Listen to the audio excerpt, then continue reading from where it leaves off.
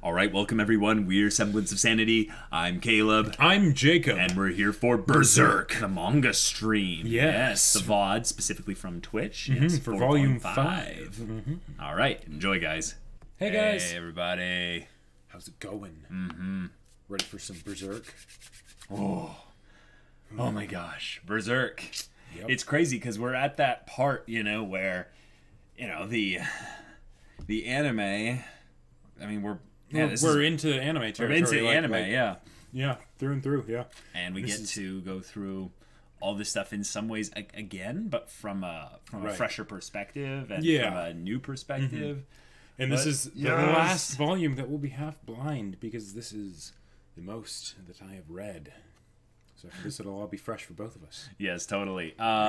General SC Patton and Potato Man. Thank you so much for the follow. Yes. And the Tier 1 sub.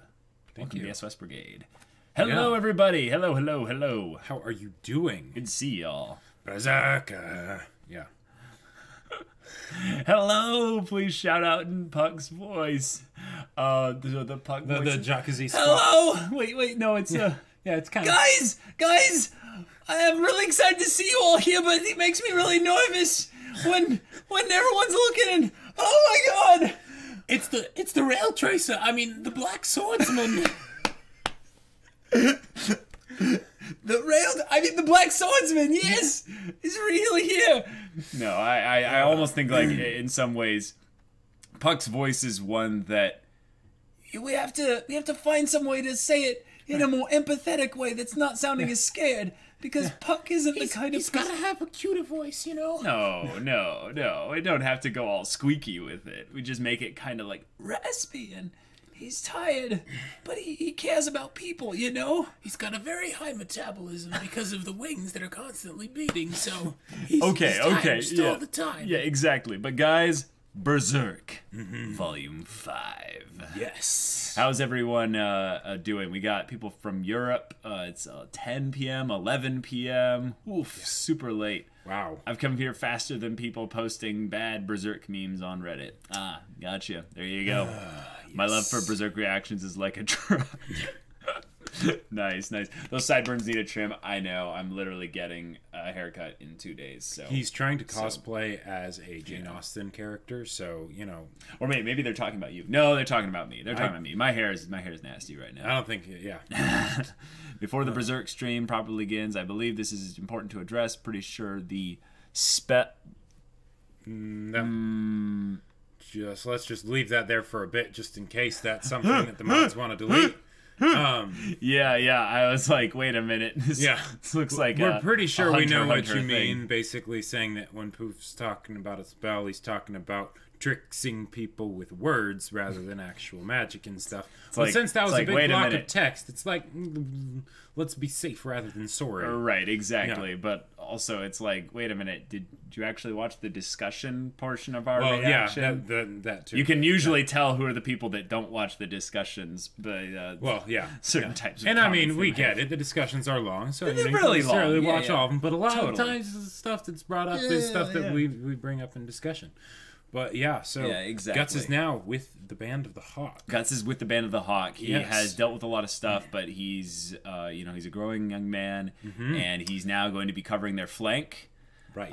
In the part where Griffith puts the most important position in the formation into his steady, capable, putting that big sword, great sword wielding hands. Yeah.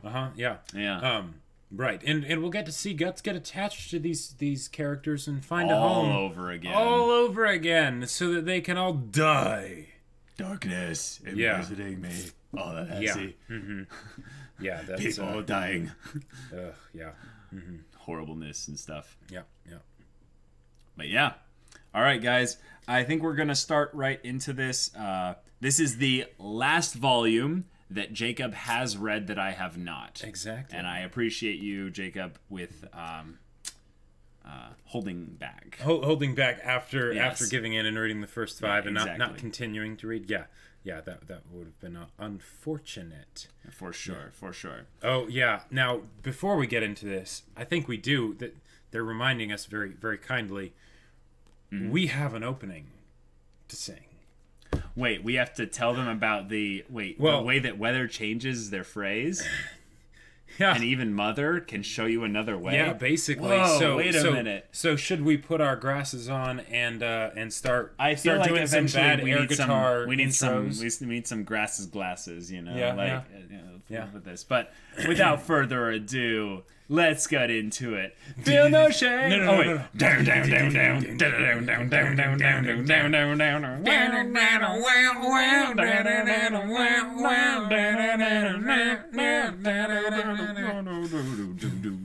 Feel no shame about shape, weather change their phrase. Even Mother will show you another way. So put your glasses on, nothing will be wrong. There's no blame, there's no fame, it's up to you. The choice words should be founded. Whatever holds you back, I can't get it off. Tell me why, tell me why, tell me what you want. I don't know why, don't know why, don't know why you're afraid. Tell me what, tell me what, tell me what you say. I don't know why, don't know why. Too late, it's too late. Yes. Yeah, so that, oh wow, we just got a whole bunch of follows in that time as well. you. Blue Husky 0 and Zayon, thank you so much for the follows. Glad to have you here. So now shall we get into the manga? Wait a minute. Let me ping this right up to the front right here. Ryan H sending us 800 so bits. much. What the heck? Thank you so You much, are bro. So generous.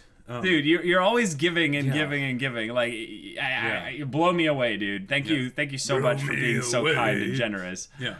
Oh, you want to just get into it? I do. All right, Berserk Volume 5. We have a Griffisu with the blue hair. Yeah. And we have a Kasaku who looks and the Gatsu. And then we have some very heavy armored folks here, which I believe are Pippin. Yes. Corcus, Judo. Rickert, and Judo. Yeah. Yes. It's cool. The entire Band of the Hawk of relevant named characters. Exactly. Which actually is interesting. There were other named characters of the Band of the Hawk in the anime that they didn't really go into. Oh, like Gaston, for instance? Yeah, exactly. Yeah. And it'd be cool if the manga is like, no, they actually have characters too. Sure. It's like, what? But we need to find out which one of you is Goku. But yeah. Right. Okay. Yeah. All right. From right to left. Here we go. First page. Page 1. Oh, yeah. Oh, they're teasing us. They're teasing us. That Zod image right there. Right, a little bit of Zod in our lives never really hurts. Unless that's something else. What? These chapters are so small. Yeah. Oh my gosh. Yeah, it's just like what Gut says about other people's swords. We have the Golden Age, chapter 7 and 8. We have A Wind of Swords. We have Nosferatu Zod, chapters 1, 2, 3, and 4. Yeah. And Master of the Sword, chapter 1. All in this Yeah. volume. Yeah. All in this volume. Now, A Wind of Swords, that sounds almost like a Storm of Swords. So the question is basically Game of Thrones referencing Berserk, or is Berserk referencing Game of Thrones? Yeah. Or is Holy it just coincidence? crap! Holy crap! Wait. Wow. Wait. Wow. Okay, I'm reading that right. Whoa. Bro, General SC Patton with the 10,000 bits. Yeah, That thing was too big to be called a bit. Too big, too thick, too heavy, and too rough. It was more like a hard chunk of currency. Wow. Thank you so much. Bro. General. Oh my gosh. SC. Thank you. Thank you so much. Like, yeah. Wow. Okay. I don't know what to say. All I don't know right. what to say. Wow. Thank you so much. You're too kind. This is something that I just wow. Okay. It's over 9,000. yeah. It's one of those things where like there were so many zeros. Let's cheer it here. Like General SC Patton just deciding to blow us away. Wow. Thank you so much. Dabbing out. Oh, that's perfect. Oh my gosh. All right. Well, that sounds like a great way to start the to start this read through. So let's go. Let's get into Guts's introduction to his short-lived family. Yes. See, us making jokes about is just part of basically the process of... Yep. Holding on to a semblance of sanity. Yep. Semblance of sanity. Exactly. Yep. You do what you have to do. Yep. Oh, man. All right. Amazing art, of amazing, course. brilliant art. We're getting into page 1 of chapter 7. Yeah. And we have some glorious Band of the Hawk Except I think here. that's just Guts at this point. Yes, I think that's Guts, and he's being chased by the knights that they just recently raided. And some brilliant horse combat. Guts uses mounted sword. Combat. It's very effective. Yes, head cleaved from body. Yeah. Turning the page now. So could you say that person was giving Guts some head? Yeah. Oh my God, Jacob. All right. This is crossbows. This is another great point. I forgot in the anime that he was getting shot at by crossbowmen who are mounted. Yeah.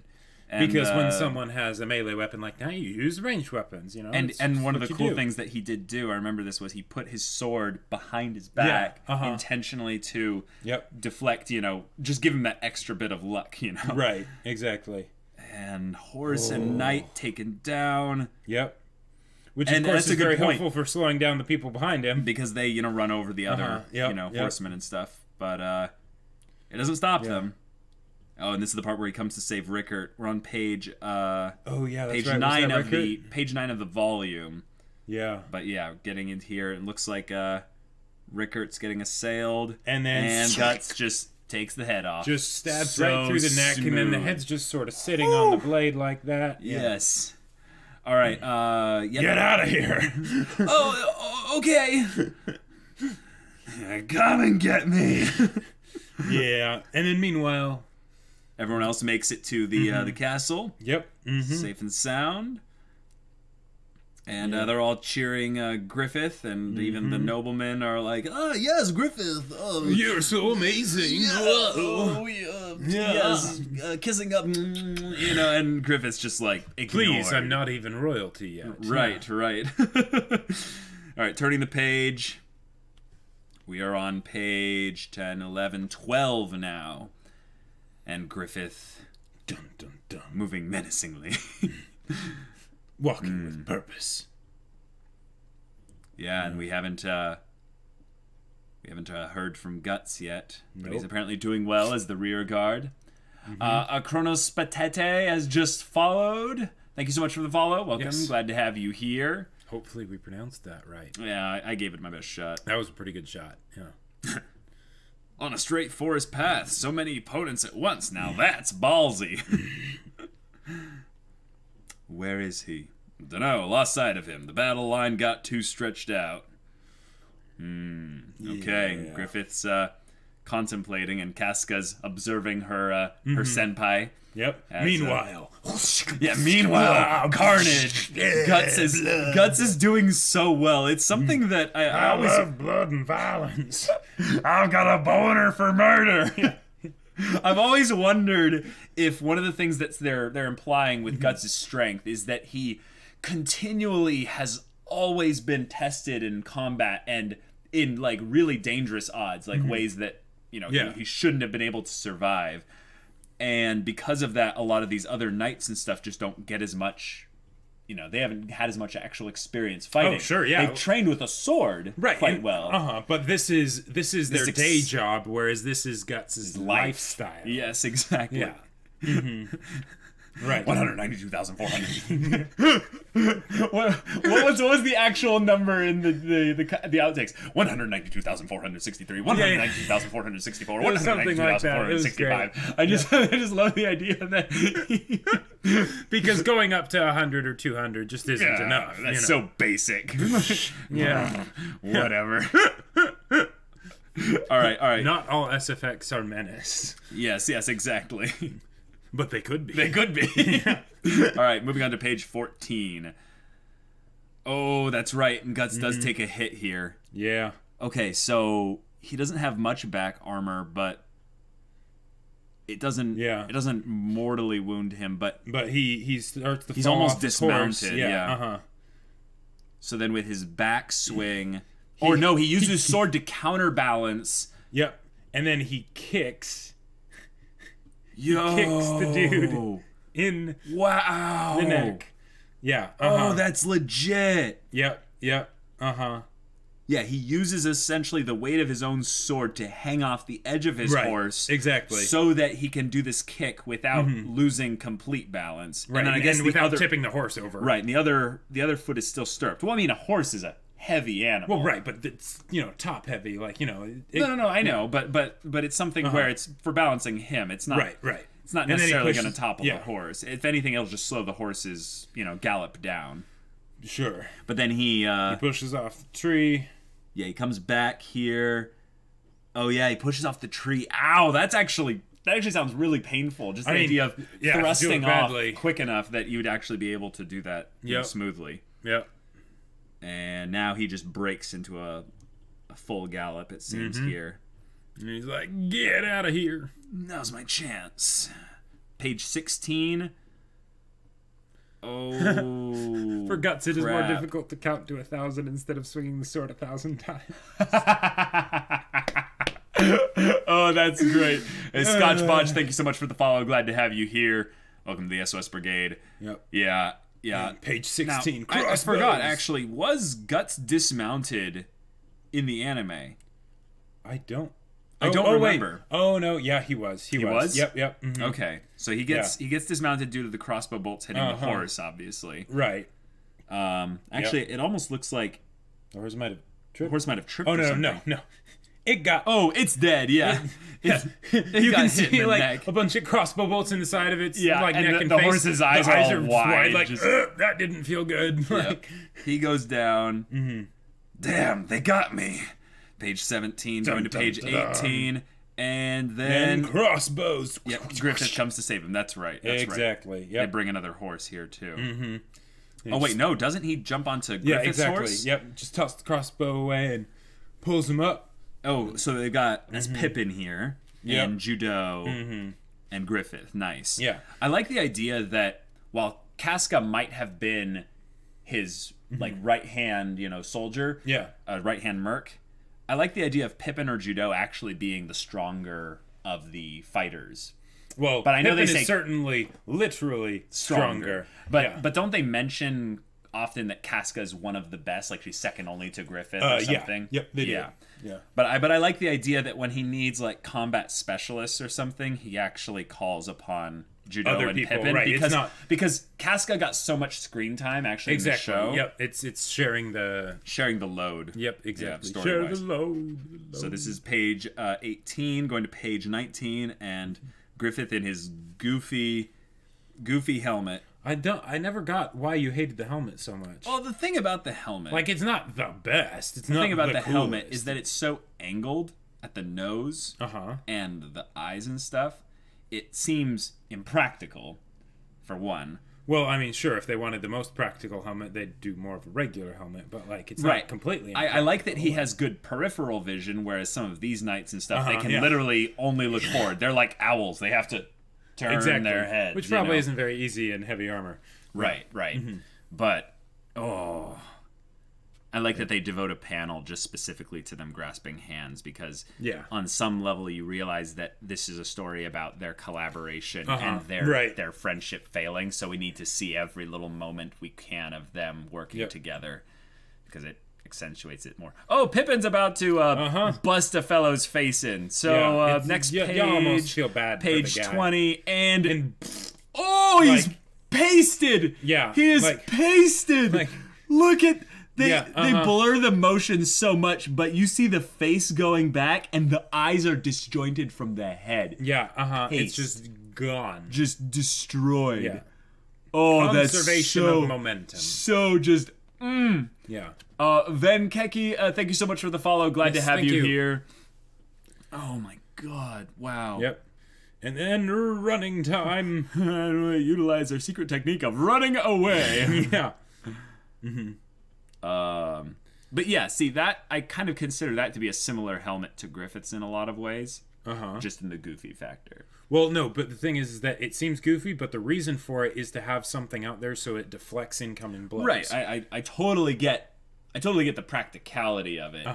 But armor is tough enough as it is, you know. So it's kind of that extra thing, and I'm talking mostly aesthetic. Survive like multiple hits and things. Right, but they really went out of their way to make Griffiths, helmet look like a bird, Oh like yeah, absolutely. Yeah. Yep. And so I get it.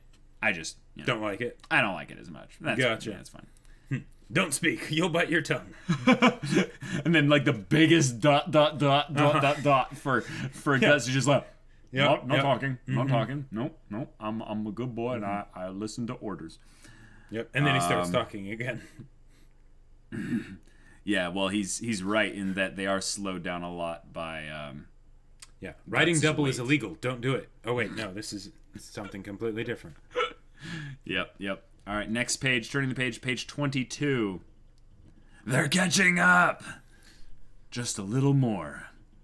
Dun, A little farther, and the forest ends, and we have this super awesome shot of everyone about to swing their swords to Griffith, and then we're out. Scatter! And then cannons.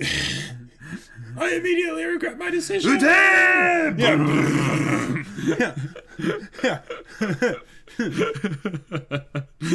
When this moment happened in the anime, I lost my mind. This was so great because I don't think that the show had prior to that cannons being used really. Like if they did, it was a like very short, very moment briefly. If they did with the siege with Gambino and all that, right? Exactly. Yeah. But even then, I don't think it was very emphasized. Murky G, thank you so much for the follow. Thank you. All right, turning the page 24? 22, 23, 24. Yeah, Pippin did, but Judo did. Ooh, and they just give the whole set of pages to the glorious, smoky death issued and from these cannons. And just the ground erupting in front of the knights and That's stuff. kind of the crazy thing about cannons and stuff, is sometimes, like, you fire the cannon intentionally at the ground next to them because that debris, is kicked off at just such a concussive force that even if it doesn't kill them, right? There's so much like disorienting, like just effect by it that they're down, or everything behind them just kind of gets engulfed in dirt and smoke. It also makes me think of the part in The Patriot where the cannonball skips across the ground and just takes the guy's leg off. Yeah. It's just like, cannons are, Cannons are ridiculous. Especially when the other people 26. have armor and all really slow and stuff. Yeah. Guts is just like, wow, these are tactics. Like cannons are cool. Explosion! Yes, exactly. Griffith with his magic item. Magic items, plural. Yeah. 5 cannons right here. I was more talking about the Behelit. But that too. Yeah. Retreat! Going to page 27. Yep. And... yeah. Booyah. Victory indeed. But I love these shots here because you see Griffith and Guts raised above everyone on their horse, but all these randoms coming up to cheer them on and basically just being like, yeah, woo! You're the saviors this night, you're our heroes, you're our champions, and it's something that puts the two of them together in the same shot. Yep. And showing them both as champions, but more so this was a big moment in the story because Guts is now validated as an actual member because he's now done, so much. Griffith for them really in is this one encounter. Smooth. Yeah. All right, next page 28. And the one person, surprisingly, who they make a big point out of actually not truly accepting him yet is Corcus. But I like also how here in the manga they give a single panel just for Casca's kind of doubt and uncertainty. Exactly. About all this. It's one of those things where they leave it blank and then you can fill in the gaps, with your own imagination and Yep. Lingering moments. And here's the cool thing of them all in the castle courtyard celebrating by the tents and realizing how small they are. Like, like the Band of the Hawk is not that large. Like, like at least at this point. Right. Yeah. They get bigger later, but right now they're an actual band, and that's awesome. A little panel of them all eating and drinking and cheering each other on. Oh, and the nobles looking on. Yeah. Good grief, one successful sneak attack and they celebrate. It cannot be helped. Surely this was a major gain. Yes, yes, we cannot be hard on them. But still, a most dreadful man he is. He managed its entire operation personally. Yes. He is young and lacks backing, but his men are extremely devoted to him and his tactics are brilliant. Truly dreadful. Truly dreadful, yes. Oh, man. Yeah. You lame brain, like anything. Is that Corcus saying that? Please tell me that's Corcus. No, it's someone new, someone completely new. See, already we're getting characters that names. They're no names at this point. But here they are, never really see them again, singing the praises of Griffith and Guts, and in some ways Guts now, because you know, he's very clever of Griffith. You know, he wins over Guts very quickly. Yep. But I think he relies, in the same way the Band of the Hawk is made up of individual characters, Griffith represents their character by his actions. So basically him saying, yeah, you guys are going to echo what I need you to echo in order to win him over. Right, yeah. So I like that. Yep. But he's not here to engage in the celebration. Nope. He has his thing for high places and that's right. Being alone. So there is that. Yes, brilliant. Brilliant, yes, indeed. Yes. All right, turning the page to page 30. Guts with the moon. I can practically hear his song right now. Right? Yeah. It's... Ugh. What is this kind of a... No. Yeah. But how does it go? It's the... Oh, yeah, it's so beautiful and sad. Like, you hear it really and is it a medley? Is it it's a chorus of multiple voices, or is it one voice? Because I always think it's one voice. Yeah, I think it's one voice, and that's the thing that makes it so sad. Is it sounds like a solitary person just kind of just the lonely like singing. A lonely wolf almost. Yeah, but like a howl that's not just yeah. Oof. And Judo and Rickard. Oh, Pippin. this is Rickard, right? Ah, there you are. What you up to? It's nice and cool up here. I'm not sure. Or nice and cool up here? Come down. Let's drink. You're gonna have fun when you can find it. Okay, yeah. I'm fine here. Guts, sir? Thank you for earlier. You helped me scrape through. My name is Rickard. I really respect you. I've never seen anyone but Griffith fight that amazingly. All right, turn to page 32. All I did was my job. No reason to thank me. And Rickard just started smiling like, like I don't get this much praise usually. Shucks, you don't have to, baka, you know.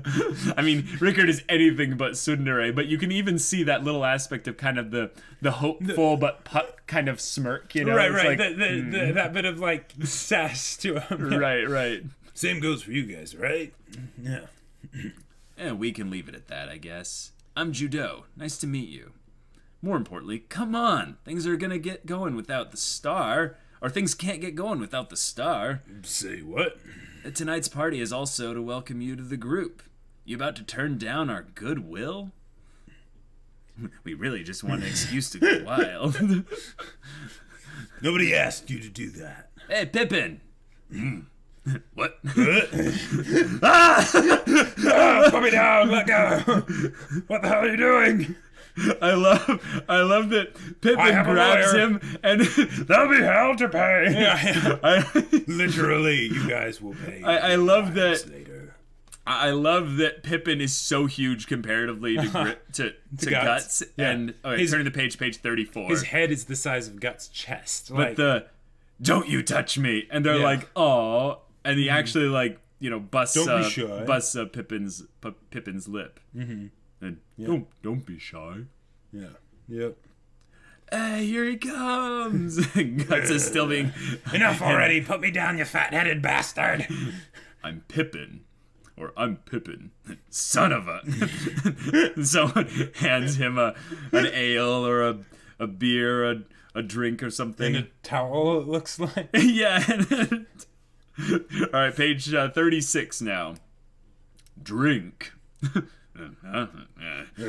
All right. All right, let's toast this rookie with the bad attitude. This is way more of Pippin than we got in the I anime. know, This is great. I know. Oh. Oh, okay, we'll be done with the voice acting for now.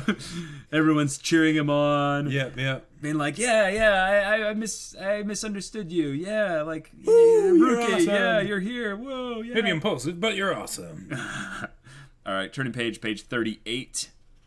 And Guts is just kind of quietly accepting all of this, letting it happen. Corcus is just like,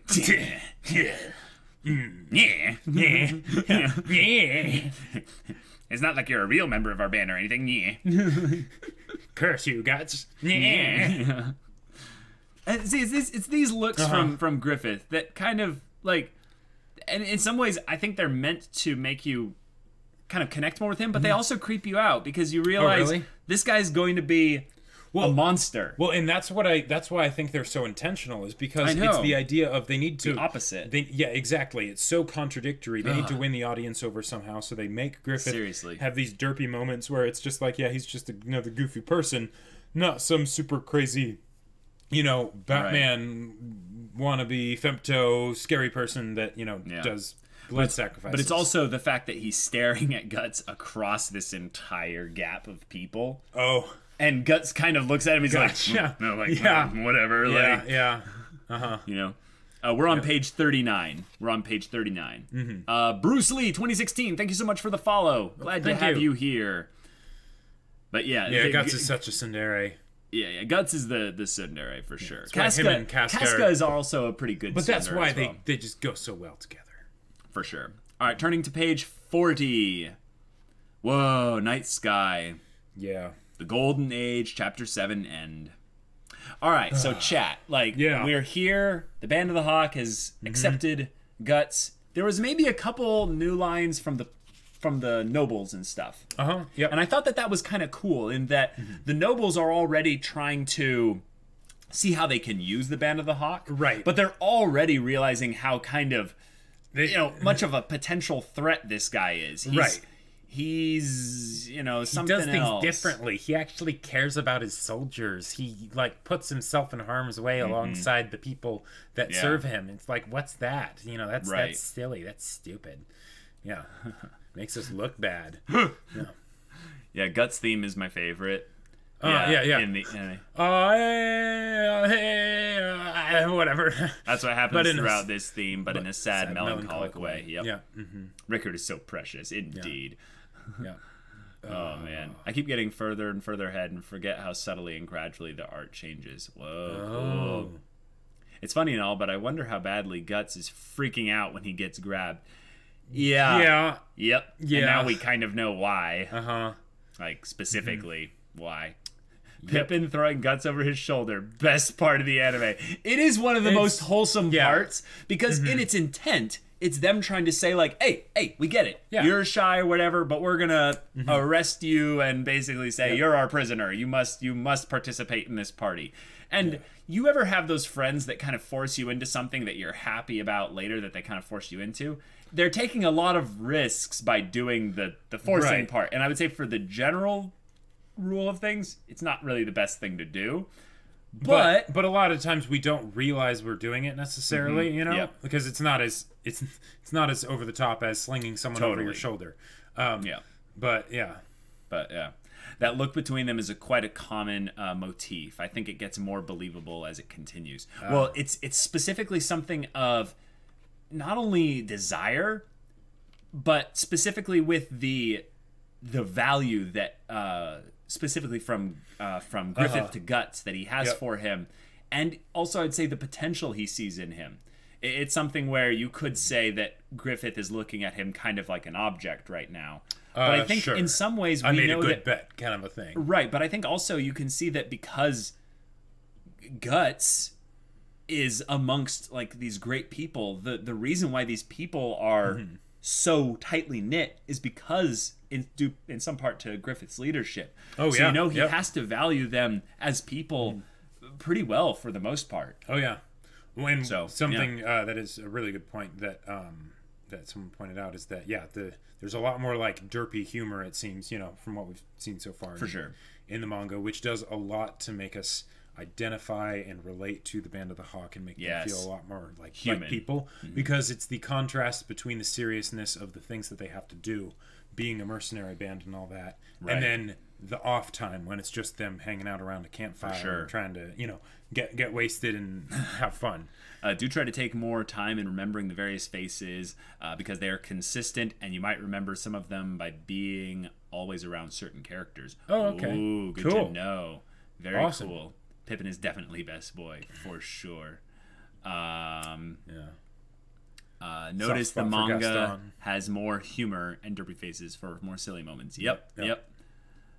If you look back at the double page spread of the cannon fire, you can see another very good technique of Miura, where he uses negative space so that the white of the page becomes blinding for fire. Oh. Let's go back to that. Very cool. Yeah, you're right. Yep. Mm-hmm. Nice. Yeah, it's excellent. Very cool. Well, also the shading on the knight's armor, because they're being illuminated with dramatic light from very specific angles, it's very consistent. Yep. It looks so natural. It is excellent. Oh, yeah. Wow, yeah, that's good stuff. I just want to punch Griffith in his stupid face. You're not the only one. You're not the only one, for sure. Yep. Yep. All right, let's get into this next chapter here. His stupid, perfect jawline. Griffisu! Bunny! Oh, you know. What if we... No, we can't do that. I was going to say, what if we gave Griffith the Duke Devlin voice? But the thing was that one of us had to do the... So whenever one of us starts, like, if you're doing the Griffith voice, you're like, and you're like, on Duke Devlin, or on Griffith. No, let's not. That would just make it even worse when the eclipse happens. Right. All right, page 41. Moving on here into the Golden Age arc, chapter 8. Yep. Okay, everyone's asleep with a little pan on their head. Or is that a hat? I don't know. That's a pan. Yeah. They were drinking. Yep. Yeah. Quite a bit. All right, turning page 42. Oh, nice. Awesome double pager of Gatsu. Gatsu in his little spot. He's so good at brooding. It gives you the idea that he might not have slept, you know. Oh, sure. Yeah. Possibly. Because, you know, he's so nervous. They're new people. Exactly, yeah. All right, page 44. Oh, yeah, and he's thinking. Oh, that's some good... That's some good, quiet moment of him just hoping, like, wait. Because right there, this look... It's kind of the guarded look. Right. And then him looking down in a way like... It's kind of a sad look. Because, look, he's amongst them here. Yep. And I love how they have that whole bit of the remembering of, you know, what the knight's events were like on the other side of the sword. Because the sword is basically like that symbol of his security and you know, protection and all that stuff. So then it's like, it's basically on the other side of his barriers, right? His comfort zone. For sure. And Judo, hey, you're up early. You must really like high places, don't you? Yoop. Hopping up there. I like how the yoop is basically the sound he makes as he jumps up onto the battlements and stuff. Yep. And he's like, how? Yeah, how you think you'll fit in? Turning the page 46. I don't know. Hard to say. It's kind of weird. Mercenary bands are never much different. They're savage, made up mostly of rogues and men with shady pasts, you know? I was surprised by how young everyone here is, but that's not all. Here it's different somehow. I guess maybe. Well, a little variety's good even for mercenary bands. We've got escaped prisoners, street urchins, sons of blacksmiths, and even second sons of poor aristocrats in ours. Yup. I love this enthusiasm from Judo. I think this is a more expanded look from what we got in the anime. Yeah, I don't think their conversation was this verbose. Yep. Wow. Wow, yeah. Anyway, all of us are here because of his charisma. Seriously, it's like 22. I don't know how he did it. He's only a 3rd level, I think, but like... I think he has some sort of magic item that he's not telling us about that helped boost it. But, you know... Yep. On his own, no one of us is any big deal. No different from any other mercenary. It's just that, unlike other mercenaries who are so hardened, they think only about money and their own survival. We're a little different. Around here, while we do spend every blood-filled day killing and being killed, it's strange, but we can also cry and laugh and get angry, whatever. I love that shot. So how it good. Has them all with blacked shadow, out with the sunrise. And that's good. It's great. Page 48. That's cool. He's asking about Griffith here. Yep. Yeah. You're all charmed by him. Whoa, hold on. Just listen. Nice, yeah. Of this. Just when you think he has a spine-chilling look on his face, he smiles innocently like a baby. Now, here's the thing. Here's the thing that's kind of interesting. I remember thinking back on... No, but I remember watching the anime, and I remember him saying something like this. And I think it was just that there's something about Griffith where he holds two worlds like internally in balance. Sure. Very well. It's the idea of him being the commander, the ruthless, cold killer in a lot of ways. Like I need to succeed constantly.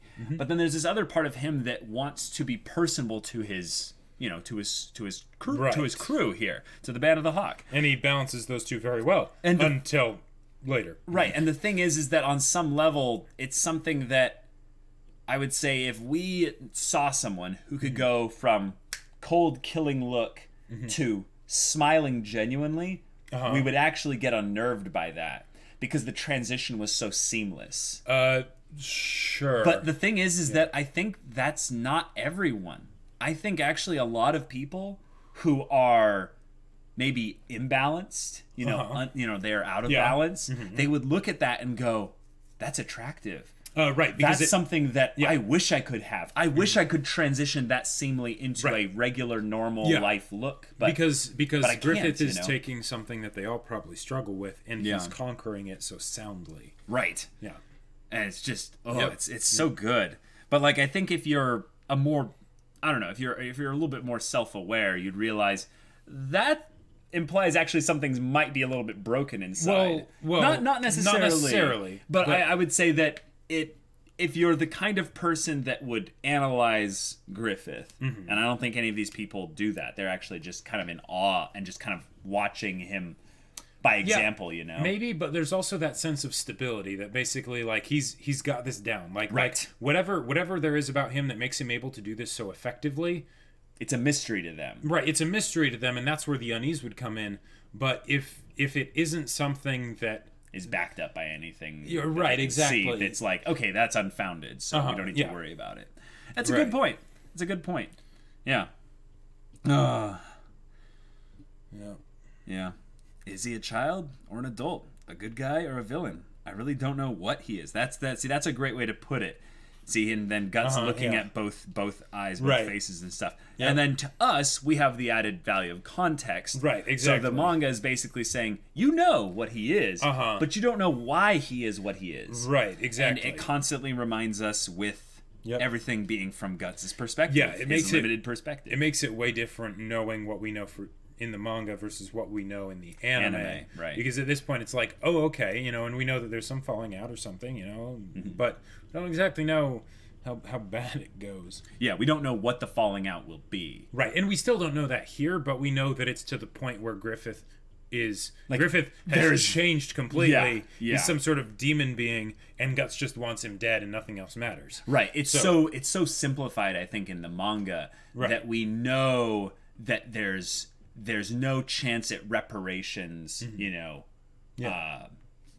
coming up here. It's going to be like an irrevocable decision. It's going to be something that splits the sunder. And when we talked about the idea of the sundering that would happen between them, we thought it would be a mutual thing that would be more, more or less kind of a misunderstanding or something that would be... Or at least you did. When I first watched the show, I had already been told by the person who got me to watch it about the eclipse. What happened. Yeah. So in some ways, you got the manga experience. Kind of, but even before worse, you got the because manga. I knew that all these people were going to end up dead. Oh, right. That's a good point. In this, you don't know what will happen to the Band of the Hawk. Right. You just know what will happen to Griffith. Yeah. Because in some ways, you could say that Griffith is just going to ascend to some kind of demon godhood. Yeah, and I guess you do know that... he's not necessarily going to kill anyone. Right, but you do know that he will make a sacrifice of some kind. That's because true. Guts has the brand, and and... Yeah. But it's... Yeah. All right. Yeah, but he's talking about what's different about him. We're on page 49, by the way. Yeah. I like how ordinary people like us don't understand Griffith. It kind of reminds us of not just how extraordinary Griffith is, but how simple all these people are. Yes. In a lot of ways, none of them are coming from great backgrounds of education or understanding, and like all of them being the underdogs, essentially being elevated by someone like Griffith. They truly are a scrappy band, but then for some reason he's chosen different. Them almost. Right, exactly, and he's got this otherworldly quality, and like the whole thing that someone said about it would probably be harder for Guts to count to 1,000 than to swing a sword 1,000 times. There's probably some truth to that. Yeah. Like because I mean at this point in time, they probably didn't know how to read, like or anything like that. So I'm gonna turn the page right here, going to page 50. Yeah. And just the idea of him thinking about conviction in what? Yeah. In everything. That's the part where I think any person who is leaderless or just needs someone to follow at this point would immediately consider Griffith. But I like how they keep throwing it's not whether he's a good guy or a bad guy. It's whether we really know him or not. Isn't that just how it is when a man gathers other men together? Yeah, so it's like wow, this is some good deep stuff. And given what we know in the manga, it means even more. But then it's so much more. But then it also is getting at the idea that these people are not a band of heroes. Yeah, they're not trying to fight the good fight and conquer some evil. They're just trying to make their way in the world. Yeah. Oh, and then Jude goes, "I'm sure you'll find it here, the place where you belong." And he's like, "You have no idea, how much Guts would love that to be true." Yep, and how it is true. And his doubtful look back of just we'll see, I guess. Right, it's like, what's that? All right, turn the page. Hey, Griffisu and his beautiful buttocks. Yes. Here we are, Would you like to join me in splashing? I love Guts says, okay.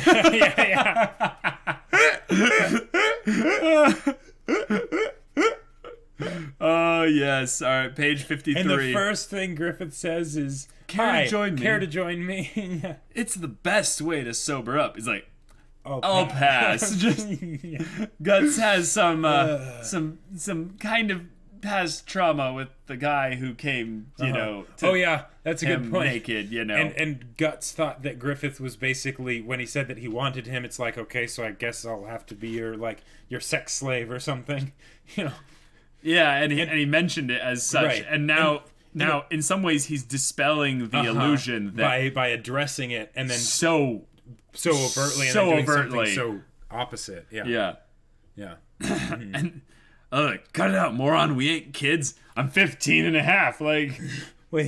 No, just the idea that gotcha. Yeah. The joke of it being like, we're not kids. Right. I'm 15 and a half. Yes, I'm an adult. It makes me think of in Airbender, which is a totally thematically, and totally different from Berserk. Right. But the whole thing of I haven't done this, since I was a kid, and it's like you still are a kid, and it's like, that can be, something you laugh about, but here I get both sides of it, right? Oh, yeah, because totally. Guts, he grew up a long time ago. Yeah. Yeah. But then Griffith is bringing back out that kid size. Totally. Kid side. All right, turning page 54, and the water fight has begun. Look at that. Guts is... She's totally flirting with him. You don't know that. Some people can't help but ooze sexuality. You ever notice you can only ever ooze two things? Sexuality and pus. Man, I tell you. Guts is like, dual wielding. You aren't prepared for this. That's how Kirito started. They were like the Black Swordsman. He dual wielded. Oh my god. Wow. Yeah. Oh, look at Guts smiling in page. Yeah. What page is this page? 55 at the top here. Yeah. Yeah. It's just there for a brief second. Yeah. But yeah. Judo perching from on high with the creepiest little derp smile, just like a lot of energy this early. Yeah. And then they collapse next to each other, having spent themselves, having wetted each other, throwing their bottled up liquids at each other. You know what I mean? All right, page 56. Page 56. Good morning exercise. Now we're even. Yeah. He's just laughing. It's also kind of funny. You know, Guts isn't big. Like, we saw Pippin. Pippin's big. Pippin's big, yeah. But there is a great point to showing that Griffith, while he does have, you know, a great body and stuff, he's not big. If anything, he's kind of lithe and small. Yes, he's an elf. He is. Yes, he is. He is so much so in his, I would say, I would almost say princely features, you know? Like, there's this aspect of him that you almost feel like he is descended from royalty, right? Sure. Oh, yeah. And, yep. You know. Please don't put Kirito in the same sentence as Guts. Yep. Is watching Griffith take a bath a usual thing for Judo? So Judo maybe went both ways because you know his ideal situation was a three-way with Griffith and Casca. And Casca, yeah, I'd buy it. Yeah, I'd buy. Well, no, I wouldn't. But because before Guts came along, he was probably the number 3, right? Sure, they were the trio, right? You know, that's a good point. Yeah, and you probably spend a lot of time with Casca in that respect. Oh, sure. Yeah, went on a lot of missions, saved her life. Yep. She saved his life. And now, while we all feel comfortable, let's pull out the plot MacGuffin of evil and destruction. Yeah, seriously. And the way his eyes change and they go from, like, being the goofy to being, like, more angular as he's, like, looking down serious. At the Behelit. Yeah. This is my precious. It's beautiful. Do you want to look at it, Guts? Yes. Yeah. Oh, this? All right, page 58. Whatever do you mean? And then, boom, one whole page for the Behelit. And the fact that they completely black out the background, except for that one, you know, little spot when they're out in broad daylight, you know? Like, and even after that, the colors for the backgrounds are just dimmed and made more dark and eerie. And I love how he talks so casually, even in the manga. I bought this from an old gypsy fortune teller ages ago. The Behelit, also called the Egg of the King. You see, it's said that whoever possesses this is destined to obtain the world in exchange for his own flesh and blood. And he's like, the world. Are you sure it's your flesh and blood and not like, I don't know, everyone else that you care about? And it's 59, page 60, and Guts is like... And then that bit where the eye just peeks open and just... Nope. Yeah. That's immediately where I would have been like, nope. And Guts kind of does that. Oh, yeah. He stumbles away for sure, but... But then Griffith disarms it with his, like, goofy goober smile. Like, neat, huh? Yeah. Like, cool, right? This is cool, right? Like, look at it. Yeah. Yeah. What? Yeah. It's like, bro. Yeah. I don't think so. Yeah. All right. He really is tough to read, but probably just a kid. Look at that goober Griffith face as he's like pondering. The question mark. Yeah, like he's pondering, like, what is Guts thinking right now? Yeah, exactly. Huh. Yeah. Yep. Yeah. Yeah. Yeah, why'd you come back to save me? Page 62, everybody. Yeah, I love that they're going really in depth into this conversation, you know, here specifically. Because in the anime, this was probably one of my favorite parts in conjunction with the scenes that are coming up. Yeah. It's just so good for Griffith's characterization. Yeah. Yep. Wow. Yeah.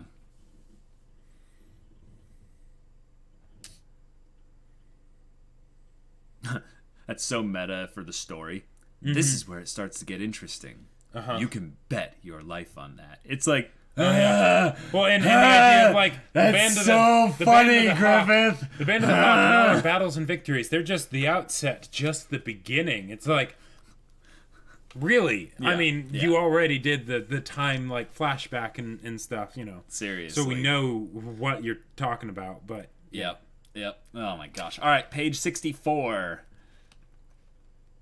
I will get my own kingdom. You will fight for my cause because you belong to me. And the way Guts is like shielding himself from the You're the too sunrise. bright, Griffith. Yeah. I can't look at you. Yep.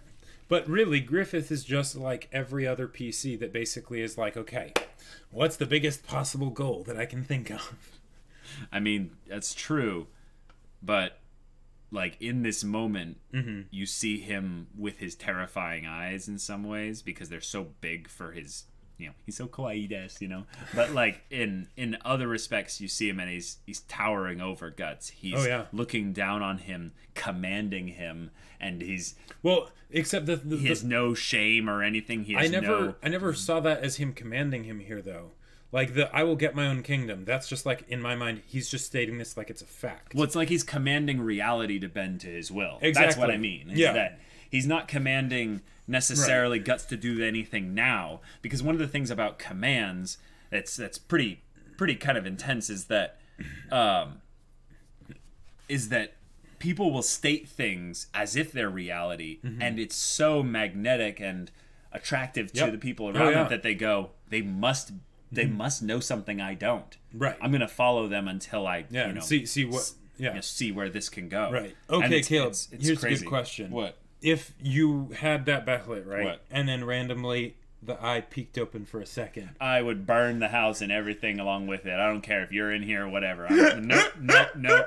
Nope. So already making the sacrifice to the god hand. I would go to like random like province in Canada and hide out there with no internet, no electricity, no nothing, and become a hermit and just be gone. Nope. I don't need that kind of crap in my life. I'd be good. All right, next page. On page 66. Oh, with the doves even flying in the background. Yep. I will decide the place where you die. Look, guys. And the way the doves are all done in the same style as Griffith's hair, where they're completely white with everything else being stuff that's shadowed over. It's just crazy. Yeah. And scene transition, page 67. And Guts is just out throwing stuff in the water, just being like, get his own kingdom. Is he for real? Yeah. Yep. Yeah, maybe 500 mercenaries. Gonna snatch up his own kingdom? Alright, page 68. And, wow, they really are having this last a while. I'm waiting for them to open the door and knock him into the water. But... Yep. Yeah. Wait a minute. Is that... What? That little moth thing. Four-winged... moth thing. No, it's not a fairy. It's not a fairy? No. You sure? Yeah. It's got antenna, so I know it's not a fairy, but yeah, it's got an actual like. It's actually a dragonfly, I think. Dragonfly or like some sort of, some bug that goes in the water. But I think it's maybe a visual foreshadowing. Of something. Yeah. Mm-hmm. All right. Yeah. What have I been doing these past 4 years? What have any of us been doing? Wait. No. Oh yeah. Where was I? Oh yeah. The Meaning of Life by Guts. But But yeah, the realization that he has no goal, he has no passion, no motivation. He's just fighting to survive and keep life kind of going the way it is. All right, page 70. You must fight just to killing enemies. Them alive. Just surviving. Eye of the Tiger really does fit for Guts, doesn't it? Yeah, oh especially since this tiger has only one eye by the... Yeah. Oh. Wow. Where am I going? Jeez. Where did I come from? Where will I go? Gambino. Yeah. That shot right there, he looks so much older. He really does, yeah. Dang. And as he's talking to Gambino. Oh, that's so heavy. Yep. That's painful. Yeah. Jeez. All right, next page 72. And then a sudden Rickard appears. Sir, Guts, sir. Omae wa mu shinderu. And he falls and sinks in immediately in his armor, just drowns. Yep. This His is like armor one drowns, of yeah. This is like one of those video games where because you're wearing armor and you fall into water, you just immediately die, just immediate death. Yep. Assassin's and Creed. Roll credits. Yep. Yep. What's the big deal? I'm sorry. I thought I'd come congratulate you. I heard you had 10 men placed under your command. That's amazing. It hasn't even been 2 weeks. Oh wait, it hasn't even been 2 weeks since you joined us. I wouldn't be surprised if it was 100 men in a year, sir. This has been one wet day. Yeah. Guts being humorous, that's amazing. Just the idea that he's like, well, this has been one wet day. Like, just kind of grumbling to himself underneath the water with the bubbles coming up. And he has this, like, he almost has, like, this Onizuka look on him, just being like, well, this is what I have to deal with right now. These dumb kids, things you know? I put up with, yeah. Yeah, exactly. All right, page 73. Oh, I guess, yeah, the water wasn't that deep or anything. Right. Yeah. But it could have been. It could have been, yeah. For now, just call me Guts. Yeah. All right, page 74. And... Yeah. And then Pippin comes in. If I look at Guts' face, he's just like... Why? Yeah. Yeah, for now. Both Rickard and him falling. That's the kind of goofy goober stuff. Oh my gosh, look at this. This is new. You fathead Pippin. And then Casca's just watching. Casca's just like, Yeah. Yes. Yeah. All right, and time skip. Page 75. Page 76. Oh! Battle! Battle is joined with battle lines and trebuchets. Oh, yeah. This is full, like, Age of Empires stuff this right is here. full medieval warfare. Yep, Dang. Got the man at arms. Now, this is actually a good question. Yeah. I don't remember this in the anime, so are neither of these the Band of the Hawk? No. This wasn't the anime. What it was is they did a 3-year time skip after this point. Right. So Guts is now 18 or 19 and or he whatever. Got swole all of a and sudden. he got swole. And Yeah, basically it's like, okay, he made the decision like, oh yeah, staying with them won't be too bad. Right. And then it's the time skip and they've been together for a little while. Yeah. All right, next page. Page 76, 77, 78. And you have Griffisu, yeah. With Kasuka and Gatsu. Jido. No, I think that's... Or wait, is that... You saying that's Casca? No, but that's Gatsu. Yes, but I'm saying that is... Wait, is that Guts? I don't know. I don't think so because his helmet's up here. Maybe it's Casca. I don't know. All right, well, Griffith is ready and... Susume. Okay, but can I just say, like, that part right there where Guts, like, brings Pulls down his helmet visor thing, like, the detail on that and the shading and everything, it just looks... It's perfection. It looks amazing. It's glorious. Like, is it the most stylish armor out there? No, absolutely not. But the way it just feels so three-dimensional and, yeah. Glorious, indeed. Yep. All right, next page. Guts charging. The end of the Golden Age arc. Chapter 8. Yeah. Awesome. All right, let's talk with chat. Oh, here we go. Whoa, wait. Before we do that, we have to do the in this world part. In this world, is the destiny of mankind controlled by some transcendental entity or law? Is it like the hand of God hovering above? At least it is true that man has no control, even over his own will. Oh, Awesome. that's Awesome. just... cool. That's so good. Just I'm so glad that fantastic. wasn't something that was anime original. If it was anime original, then I would say that was one of the best decisions they ever made, right? Woo. But yeah, but the fact that that's from the manga, it's just yeah, it's good stuff. Good stuff indeed. Yep. All right. Okay. Yeah.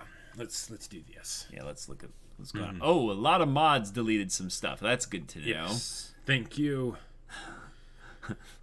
Good job, mods. Vray specifically, it looks like in this case. Yeah, Griffith confirmed genderless because he did not have a dong in those parts where that's they how you his know crotch. he's descended from the god hand. He's Dick of pure light. yeah. Yeah. Oh yes. Stalker Judo confirmed. Wait, hold on. Scroll up. I wish I could stay for the whole stream, but I've got homework that needs to be done. See you guys next week. See you later, Bye, little duck. Yeah. Glad to have you here and all your questions and stuff. They're awesome. Caleb would sacrifice. Caleb should be fine. Jacob will be his sacrifice. Oh my gosh, you guys. Please consider NHK Yokuso. We've already done that on a poll, I think. Yeah. Yep. Jacob already did. See Jacob's mark. They play nice, but every day Jacob has to fight random apostles while Caleb watches and smiles. It's true. It's true. You don't. Yeah. You don't see these things, but they happen. Yep. Oh man. Yeah. Okay. Cool. Thank you, mods, for keeping spoilers out of chat. We appreciate it that so much. Yep. And everyone else, be nice to our mods. Yes. They're be helping nice us to their out mods. a ton. They have no mercy, you know, for people who are, you know, flirting the line of spoiling us. Exactly. Yeah. Yep. All right, scroll down. There's a lot. Guts versus Onizuka. Who would win? Well, obviously, it depends on what point in Guts' journey it is. Because Onizuka has like 4 years on him right now. That's true. Or you're 19 right now, I guess. Oh, so, gotcha. Okay. So only 3 years. So in that case, you know, I don't know. It's Casca on the left, Judo on the right. Oh, okay, good to know. Yeah. All right. So yeah, you were right. I feel like Griffith walks the line between calm and insanity, and he maintains an outer layer to keep his band from ever panicking and inspire hope in them. But I do think he is broken inside because of keeping this persona for so long. He does feel bad. His band members die and can't. Yeah, and feels like it's his fault in inspiring hope in them for his own dream, and that guilty at him from inside. I feel as he is a man with a wounded heart, a broken dream. Well, right, but there's a part in this that you have to consider the essential the broken part of him that actually doesn't feel, and he puts that on as like a persona, like you're saying, so that he can move towards his dream without worrying about having them die.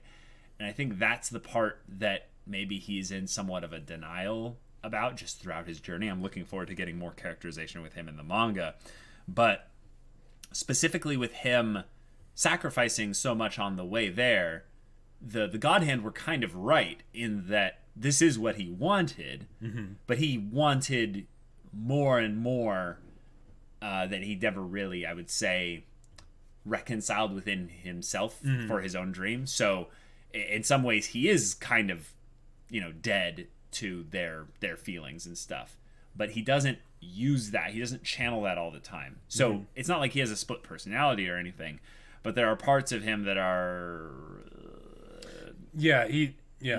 and that's why Guts is so inhuman, important. That's why Guts is so important. That's why Guts is so important. Yeah, because he's that person that he can connect with on a level with. Yep. Oh no! Oh wow! Kuborowitz is not in the manga. He's an anime original. That makes a lot of sense. But how do we know that yet? That sounds like it's kind of a spoiler, though. Oh. Yeah. Note the battle with Korborowitz in episode 4 of the anime was a filler to hang before the Zod part. Oh. Gotcha. Okay. So we would have seen a Korborowitz part. Right here, if not for the fact that... Okay. Gotcha. Okay, well, that's interesting. Yeah. Did you notice that the narrator of the opening was Void, the leader of the God Hand? Yeah. You think? We've seen the anime. We know who it is. Yeah. Yep. Did you catch the names of the God Hand? We'll get them again eventually. Yeah. We had them, but we don't memorize those kinds of things. Onizuka would just run Guts over with his motorbike, and Guts would just be like, "What is that?" Yeah, that's great. Oh, notice how in that double spread at the beginning of the chapter, his left arm is folded in such a way that subtly foreshadows how he loses that exact arm later on during the eclipse. Miura is a god among men. That might be looking a bit too close into things, but hey, I could see that totally being a cool foreshadow thing of that. Because in the manga, he has already written that Guts loses that arm. So in terms of Miura's thought process, Guts has essentially already lost that arm. So if Guts' sword is a security blanket, is there any way we can get him to stencil Binky in the blood channel? What? I don't even get that. Wow. Oh boy, yeah. And yeah, that's a good point, Caleb. Even if the Behelit did choose you and it did the whole eye-opening thing, and you threw it away and moved to Canada and burned the whole house down with us inside, like that, it would still find its way back to you. Is the thing. Okay. You know, yeah. All right, let's go back to the manga here. All right, next page. The Wind of Swords. Man takes up the sword in order to shield the small wound in his heart, sustained in a far-off time beyond remembrance. Man wields the sword so that he may die smiling in some far-off time beyond perception. Is this still supposed to be Mr. Brain? I don't know. It's a good question. If so, but that's really interesting. It might be Zod. Oh, sure. There's the picture of Zod. Zod. There's the picture of Zod. Yeah. All right, page 87. Yo. All right, we are an marching army. into battle. And whoa. Wow. This is our entrance to the war between Tudor and Midland. The war has gone on for 100 years. I feel it in the air. I feel it in the water. All that once was is lost. Okay, now I'm imagining... Okay, that's how you do a proper Berserk adaptation. That's how you do a proper Berserk adaptation. Peter Jackson you get into Peter it. Jackson to do it. And you do Lord of the Rings, like, full-on, like, style. Yep. Even as live action, it would just be amazing. Yep. With Howard Shore to do the soundtrack. Oh, ye army forces. All right, so the battle is raging. Page 90. Cannons are firing. Oh, that's some gore. Oh, that guy's dead. Dental work. That is a lance of terrifying proportion. That's one of the things I never really got in anime is why lances seem to be more like big spikes that are held rather than like, death lances. Machines that they are. Yeah. Onward, onward, trample them down. Show the whole land how valiant are we, the Black Ram, Iron Lance, Heavy Cavalry. They still have the stupid names. The ridiculously adjective-added names of craziness. Well, but it kind of fits a lot of ways in the manga better, I feel like, because the manga did more goofy, like, funny stuff. So the fact that there's this in here, too, I feel but look at the detail on the horse armor, though. Yeah. Wow, on all the horses' armor. Yep. Also, the ram horns on all the helmets. That's legit. Oh, yeah. All right, next page. This is page 92. In the king. What a disaster! To think that a mere 3,000 horsemen could confound us so. Confound us, yes. Reporting, sire. The enemy's Black Ram, Iron Lance, Heavy Cavalry are so fierce, we're sustaining heavy losses. At this rate, even our headquarters... Oh, wait, different guy. Or, no. At this rate, even our headquarters may be in danger. Anyone will do. Anyone. Is there no one in Midland who can stop these black devils of Tudor? Of Tudor, not Tudor. Huh. Okay. That's interesting. That's an interesting change. Is that sort of like a derogatory phrase to say, like, these Tudors? I don't know, maybe. All right, and then one lone swordsman showing up close how swollen thick Guts is now. Yeah, look at that left bicep. It's just like totally not even flexing, but I mean, his muscles are contracted because his arms are raised, right. But it's like, I'm just a bit of a badass now. And now he pulls out his puberty hit sword. me like a truck. Right? A berserker truck. Next page, Gatsu swinging his massive sword, putting it on display in full view of their army. Yes. It is quite a mighty weapon. Yeah. Nonsense! 1 horseman against the Black Ram Iron Lance Heavy Cavalry? Wait, okay. So be it. We'll mow you down. All right. I just have to point something out here. What? They're really dropping their game. They didn't bold Black Ram Iron Lance Heavy Cavalry. It wasn't in bold. Oh, that's unforgivable. Yeah. Oh wait, hold on. Master Mink 117 has just subscribed to Twitch Prime. Thank you so much. Glad to have you here. Welcome to the SOS Brigade. All right, next page. And even Guts' horse is swole. Yeah, I mean horses, battle horses get really strong. And he cuts him clean in half. Right through all that plate armor. And just I wish it wouldn't. The spine wouldn't connect right here because he actually chucks the body into goes the rest flying of his into the ranks of the into the rest of his cavalry is Black Ram Iron Lance Heavy Cavalry. Whatever. Black Ram Iron Lance Heavy Cavalry. All right, next page. Oh, so much detail. Oh,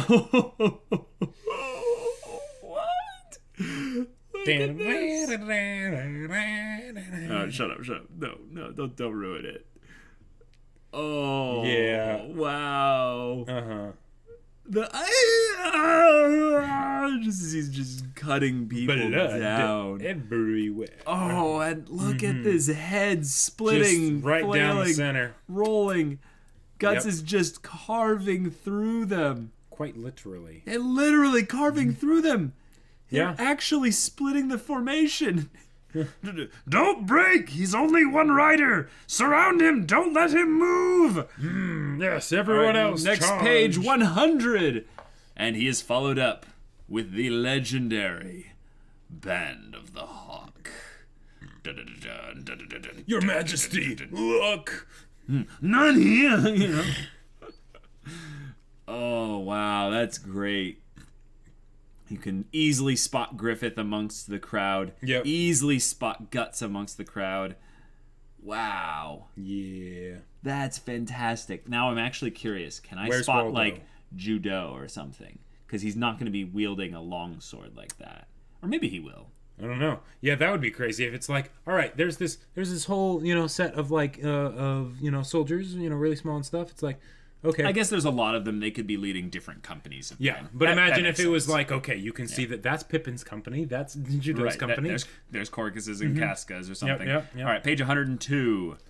Oh, Griffith. A close shot. Now, this is the thing. Griffith's armor is on point. Oh, yeah. His helmet, it's the eyes that I like. I still think it's pretty cool. But, it's cool. I like that it matches his horse, though. Well, and the eyes of the horse is like, do you realize how much you are just screwed? Yeah. Here about we to die. go. Oh, man. Yep. Wow. All right. Here we go. The Band of the Hawk! The mercenary band led by the White Hawk Griffith, the Grim Reapers of the battlefield. All right, next page. And Griffith charges. And decapitation. Die. Yep. Oh my gosh, what is this? As they're retreating and stuff, is that Corcus? And it's derpy I love how Corcus has a nose piece, specifically a nose piece on his helmet. Is that Corcus though? It might not be. Totally Corcus. Only one. Yeah, look at that spiky hair and derpy smile and massive nose. And how he's all excited when Griffith's just psh, I'm too cool. Yeah. Oh man. All right. Next page. I don't even know what page we're on now. It's been a while. Oh wait, hold on. I can backtrack from here. 111, 110, 109, 108, 107, 106, 105, 104, 103. So 105, I believe. And guts covered in blood. Oh, yeah. Minor scrapes and cuts, but other than that... I'm totally not, like, the most badass person here or anything. But look at the detail. Uh-huh. His emblems, his leather straps, even the freaking dagger and how it's lashed to the rest of his armor, and yeah. Uh-huh. It's ridiculous. It is ridiculous. His muscles. Like, check that out. Like, they literally, it's not just that they gave him biceps or whatever. Yeah. Mm-hmm. Absolutely crazy. Yep. All right. And Guts is like the talk of the band. Yep, they're like, hey, yeah, Captain, yeah, great. Yeah, I'm still shaking just thinking about the star of this victory. All right, next page. Yep, the Hawks Raiders. That's the first time we hear that in the manga. Very cool. Oh, I'm sorry about that, guys. You know, I just went and charged out there by myself. And just killed everybody on my own. I know, it's... I love how they're like, we get to brag about our commander, you know? Yeah. And then the classic part where they come around the corner and Casca. And they're like, oh no. Big sis Casca. Unit Commander Casca. Yeah. Like shutting up the other guy. Yeah. It's great. We need to talk. Could you come with me for a bit, Captain Guts, sir? You guys get started. I'll be there later. Yes, sir. Yeah. What's that about? Think they're gonna fight again? Got me. Nice. A little bit of exposition here. But again, okay, detail. I know, detail. I love how Guts is like not looking forward to this conversation. Mm-hmm. All right, so this is page 110. Wait a minute.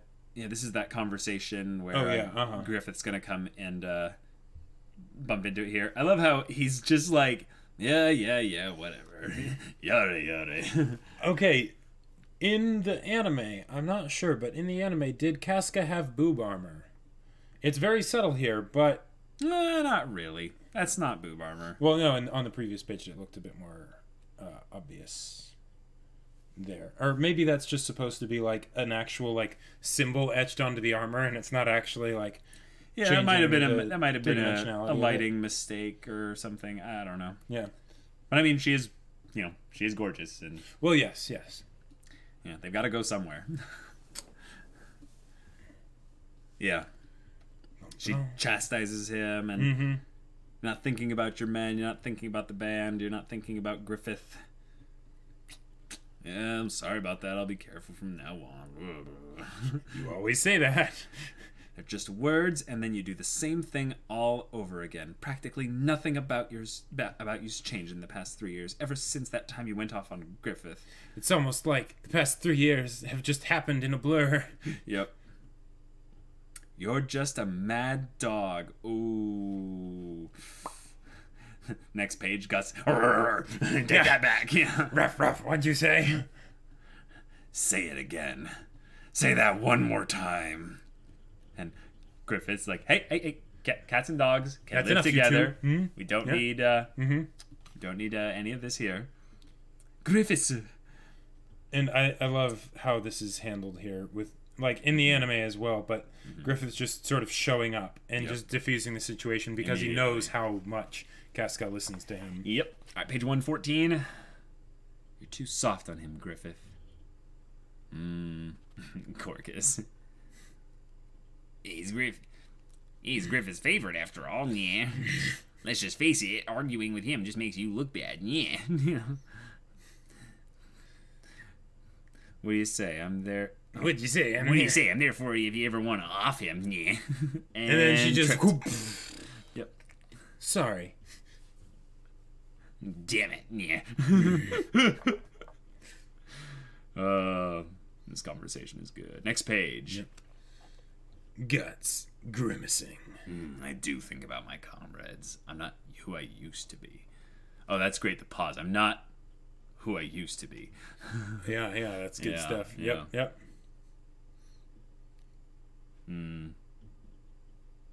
Nice.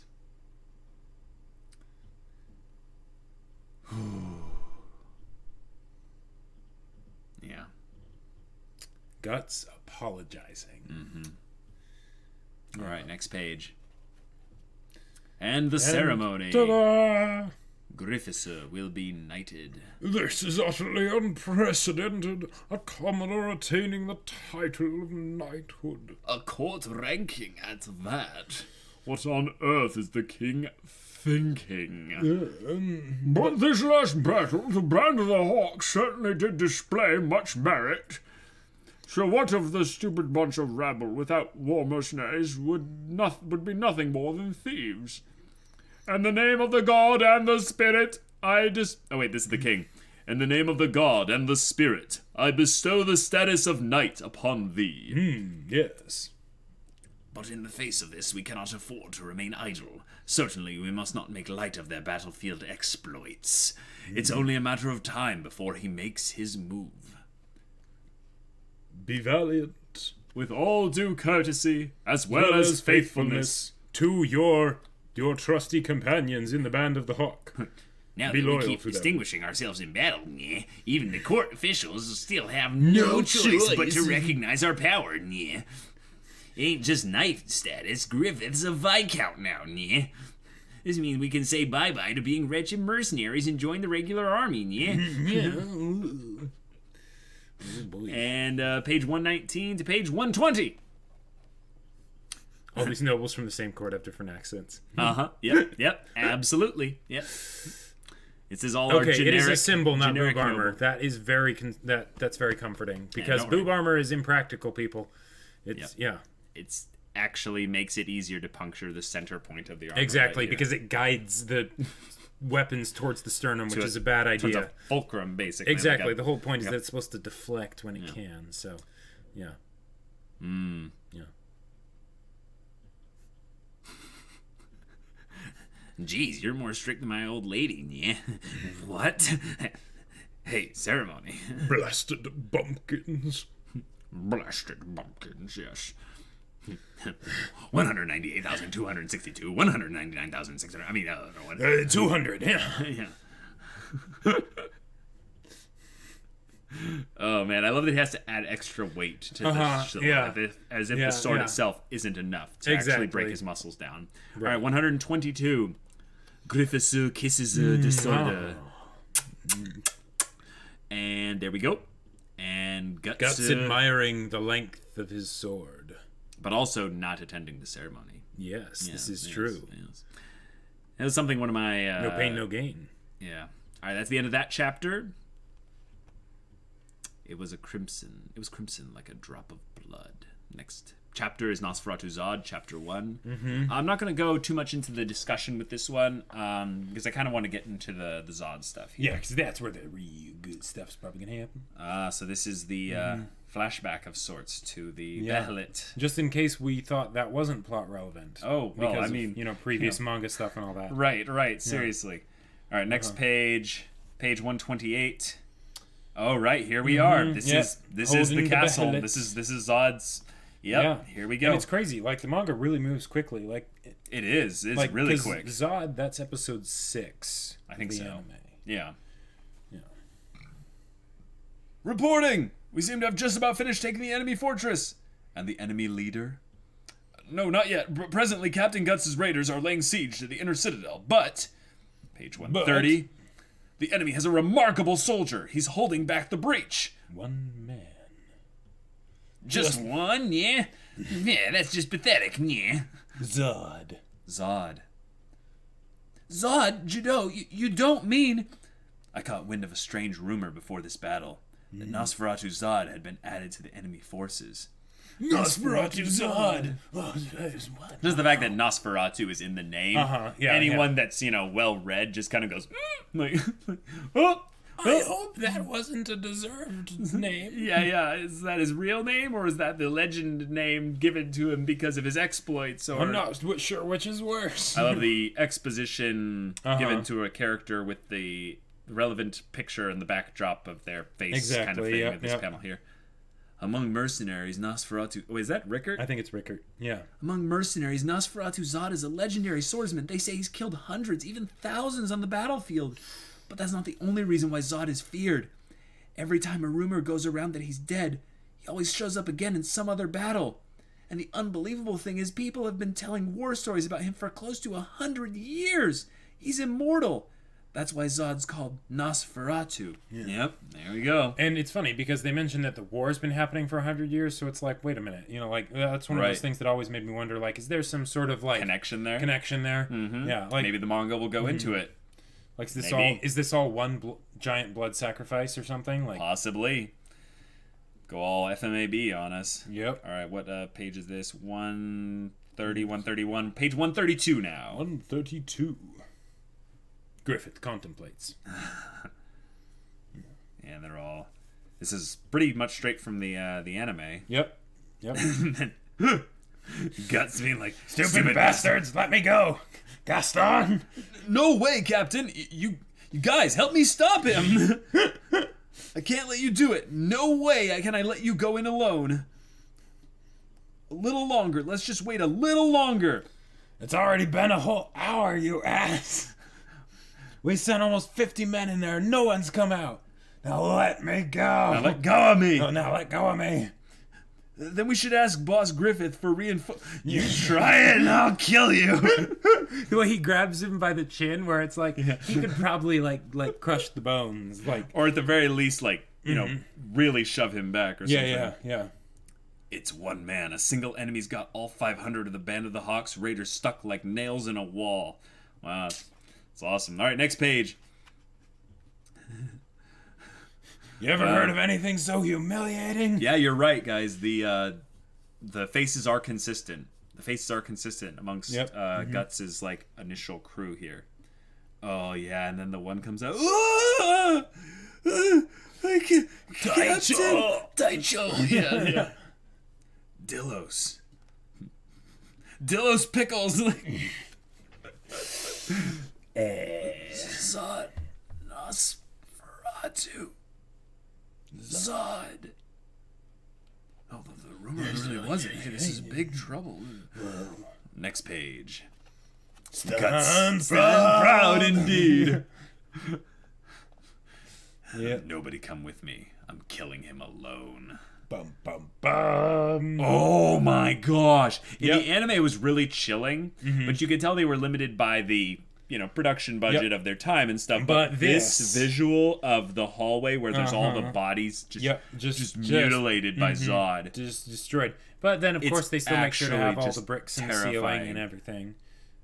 But just look, paste on the wall. Oh, yeah. Well, we have bodies split and just smashed into pieces. Well, here's the other thing that's crazy. Look at the pillars, even the far away pillars. They still detail the little stones that make up those pillars. That's ridiculous. They look like bodies. This one's got his face like bitten off or something. Whoo, next page. Wow. Can you turn it a bit more this way? Yeah. Men in full armor torn apart like rag dolls. Feels like something incredibly strong blew right through them. Oh, and there's some kind of a sound. I think it's the sound of Zod, like, what, eating or whatever it was? Well, no, I think it's all the bodies, like, up on the ceiling. Well, or I think something. I'm not sure. I think that's a pile, but yeah. Oh, yeah. And, like, the eyes hanging out and everything, and it's just, All right, next page, and here he is. Yeah. Oh, and he's got his fingers in someone's face here. Yep, Oh my gosh. That's just... Big boy Zod himself. Big Daddy Zod. Ugh. He's like, you thought you were swole. He's got two people skewered on his sword. Yeah. Wow, this is just carnage. The bones sticking out, like the spine of this guy sticking out here at the bottom. Yeah. Oh my gosh. Whew. Wow. Guys, this is nuts. Yeah, I think they generally kind of censor the scrotal area. And then Guts' rage. Wow. Yeah. And the canines accented, yep. Those back charging Zod, and he just chucks the bodies on the sword into his path. Yeah. Wow. Can I confess something? I find Zod kind of hot. I mean, that's it, you do you, you know? That's the end of Nosferatu Zod, Chapter 1. What the hell is this? Rawr. Chapter 2. Let's just go right into it. Yep. He's still holding on to that guy through his face. Through his mouth, looks like. Yeah. Oh, he's like tearing it up. Uh-huh. Yep. And his spine just hanging there. Yeah. All right, page 147. Page 148. Ooh. You parried that strike well, boy. He's just like, I don't feel so good. It talks. Yeah. And the strength accentuated in the lines and the speed. Yep. Oh, and he actually blocks it. But look, it actually almost looks like it hits the handle. Yeah. We could almost split his sword. Jeez. All right, next page. The fight continues. He's cleaving through pillars. He's narrowly dodging the attacks. Oh, we have big, thick daddy Nosferatu Zod butt just right there. Butt cheeks for days. Wow. Them back muscles. And back muscles, yep. Yeah. Guts is barely keeping himself in one piece. The way here. they make He's smashed every against the strike seem to carry so much force, even though there's no actual motion happening in this like medium, you know? Right, and yet he's like cheering him on, like he's like, superb, excellent, spectacular. He's a monster. Page 153 You're to absolutely 154. correct. Not one man in 50 years has been able to stop my sword this long. It's taken all I've got to do it. Damn, I can't even get a swing in. He's the strongest. He's stronger than anyone I've ever crossed swords with. I was speechless at how good Griffith was, but this guy... His power is beyond human. Oh, wait. What if? Yeah. All right, next page. This is page 156. 156, yep. Guts' internal thoughts and stuff as Zod's just kind of congratulating him here and there. Wow. Yeah, this is something that'd be really hard to adapt. Oh, there's that little sheath part for his sword. Mm-hmm. Yep. Coming in looking like a demon's tail, you know? Oh, sure, You that know? too. Yeah. Yeah, that's nice. I never So being about that. unable to keep blocking my sword, you're going to gamble everything on one strike. Brilliant. Typical anime protagonist. All right, next page. The epitome of tactics. 150. Let's say 154, 5, 6, 7, 8. 158. I'll bet you're counting on blade length to make a difference, but will it? Your brains will be on the floor before your sword can touch me. Oh, Interesting. I accept. wow. And zoom. Yep. Yep.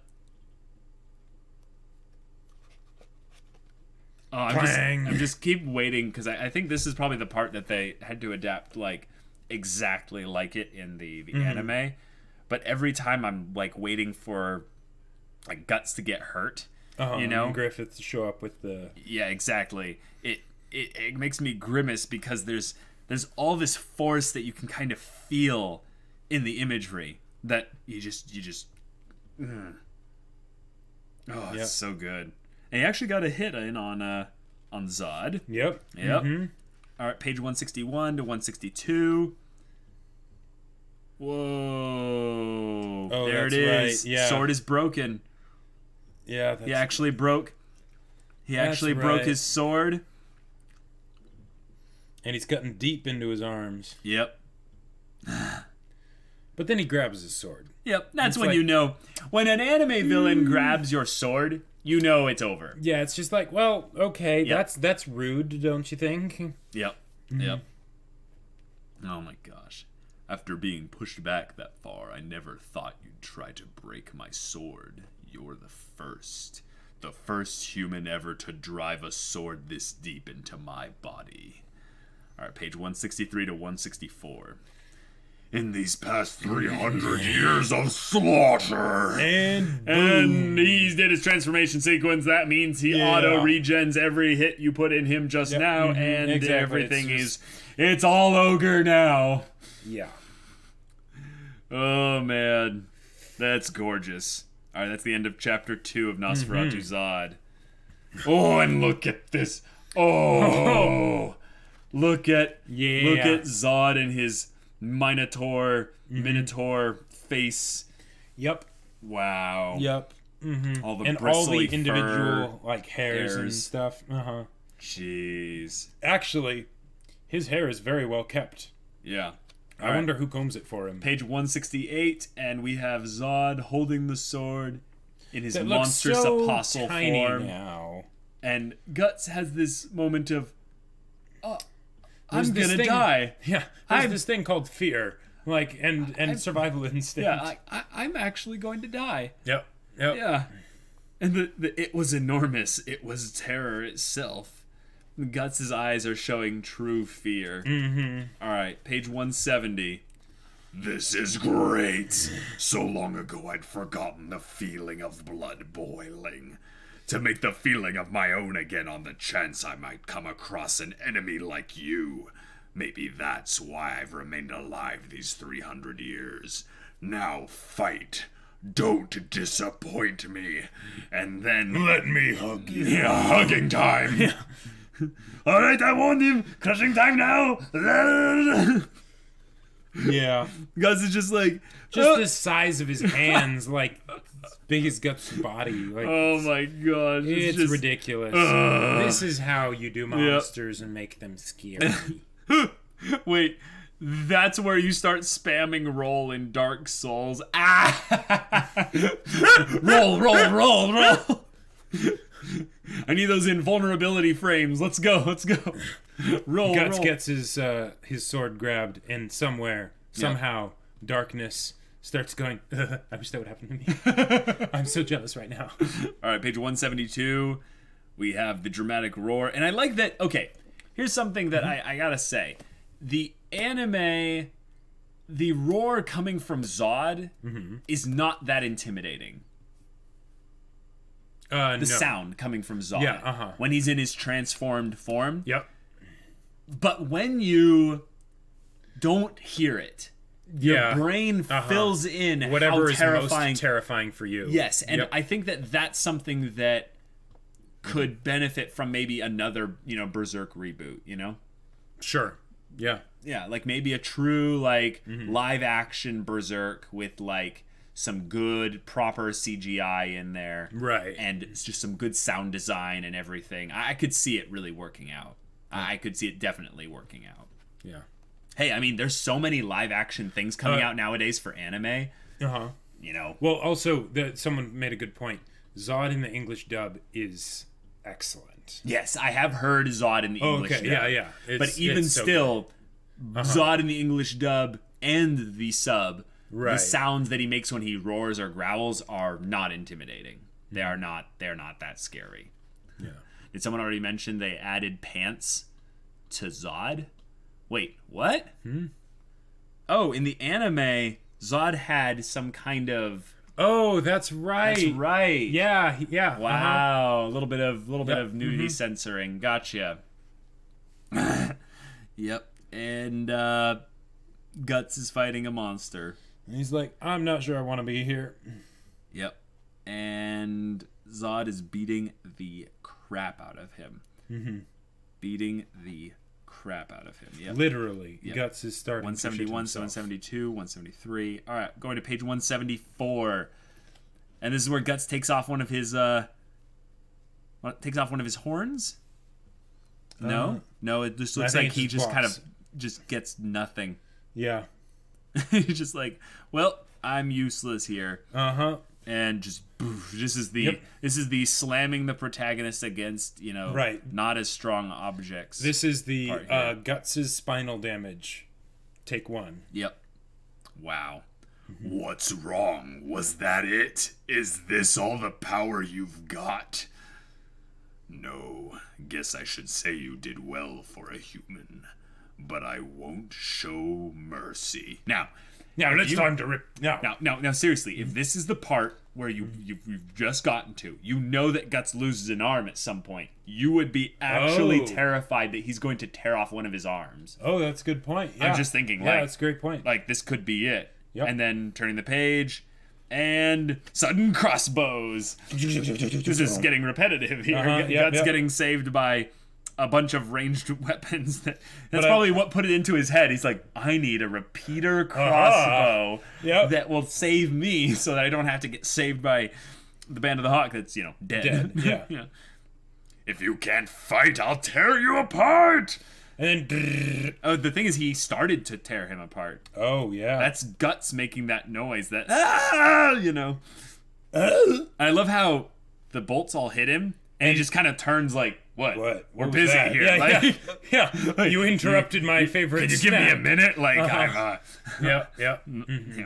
And I love all the looks on all the faces of the people here as they're shooting the crossbows, or they've released their crossbows. They're all sweating. Like, that didn't seem to do anything. It didn't seem to do anything, except for Pippin. Like, Pippin is just like, Pippin's like, I wonder what his workout routine is. You gotta up my injection schedules. Yeah. Freaking Aaron Yeager is so roided out and turbo, bro. Stay alpha. Pound Town. Yeah. Griffith, page 177. Page 178. And they're just like, even Rickart's there, that's right. Yeah. Don't lose focus. Second volley. Yeah. If it has hit points, we can kill it. If it has hit points, we can kill it. Well said. This is something that... Okay, the PC is Guts, right? Yeah. And then it's like, oh, you're about to die, and this encounter's too much for you. But wait, you have your level 7, group of allies that jump in, of NPCs. And it kind of surprises the DM. So, like, he, as the DM, and also as the enemy, is sort of not doing anything for a while. Right, and the players are like, we fire again. Yes. Rounds are only 6 seconds. We fire again. And then it's like, but you don't remember, my damage reduction is 20. It's like, I'm immune to non-magical damage, so... Well, no. Just as a damage reduction. Right. He can be wounded physically. Yeah. Did we kill it? This mustn't be. And then Griffiths is like, this is bad. Next page. I won't have this. No one may defile this battle. This one guy here just is like, okay. I won't have it. And run, and just the imagery of him goring through them like a bull, like rushing, and they're all just flying up above him. And this is why you use scatter formation. Yep. And there's a head flying, and look at this. Casca immediately jumping to shield Griffith. Oh, yeah. Wow. That's insane. That's awesome. And I think even Pippin had done the same thing as well. He just moved more in front. Yeah. He just had to take, one step, Yeah. Oh, and then him just goring demolishing, people into the pillars there. and stuff. And Yep. It gives a scale kind of remembrance here that he is actually, a giant. 30 times their size, Right. Swords are of no more use here. Yeah. Fly, you fools!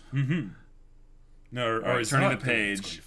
Oh, yeah, that's right. Yeah. Zod in full glory just carved a guy in half, and with another guy, he's eating him. He's just crunching him. Yeah. Wow. And you can see that he's actually already torn apart because he's held together in his teeth by sinews and stuff. Yep. Oh. Yeah. Guys, this is crazy. Yeah. Zod is taking a snack for sure. All right, next page. Oh my gosh.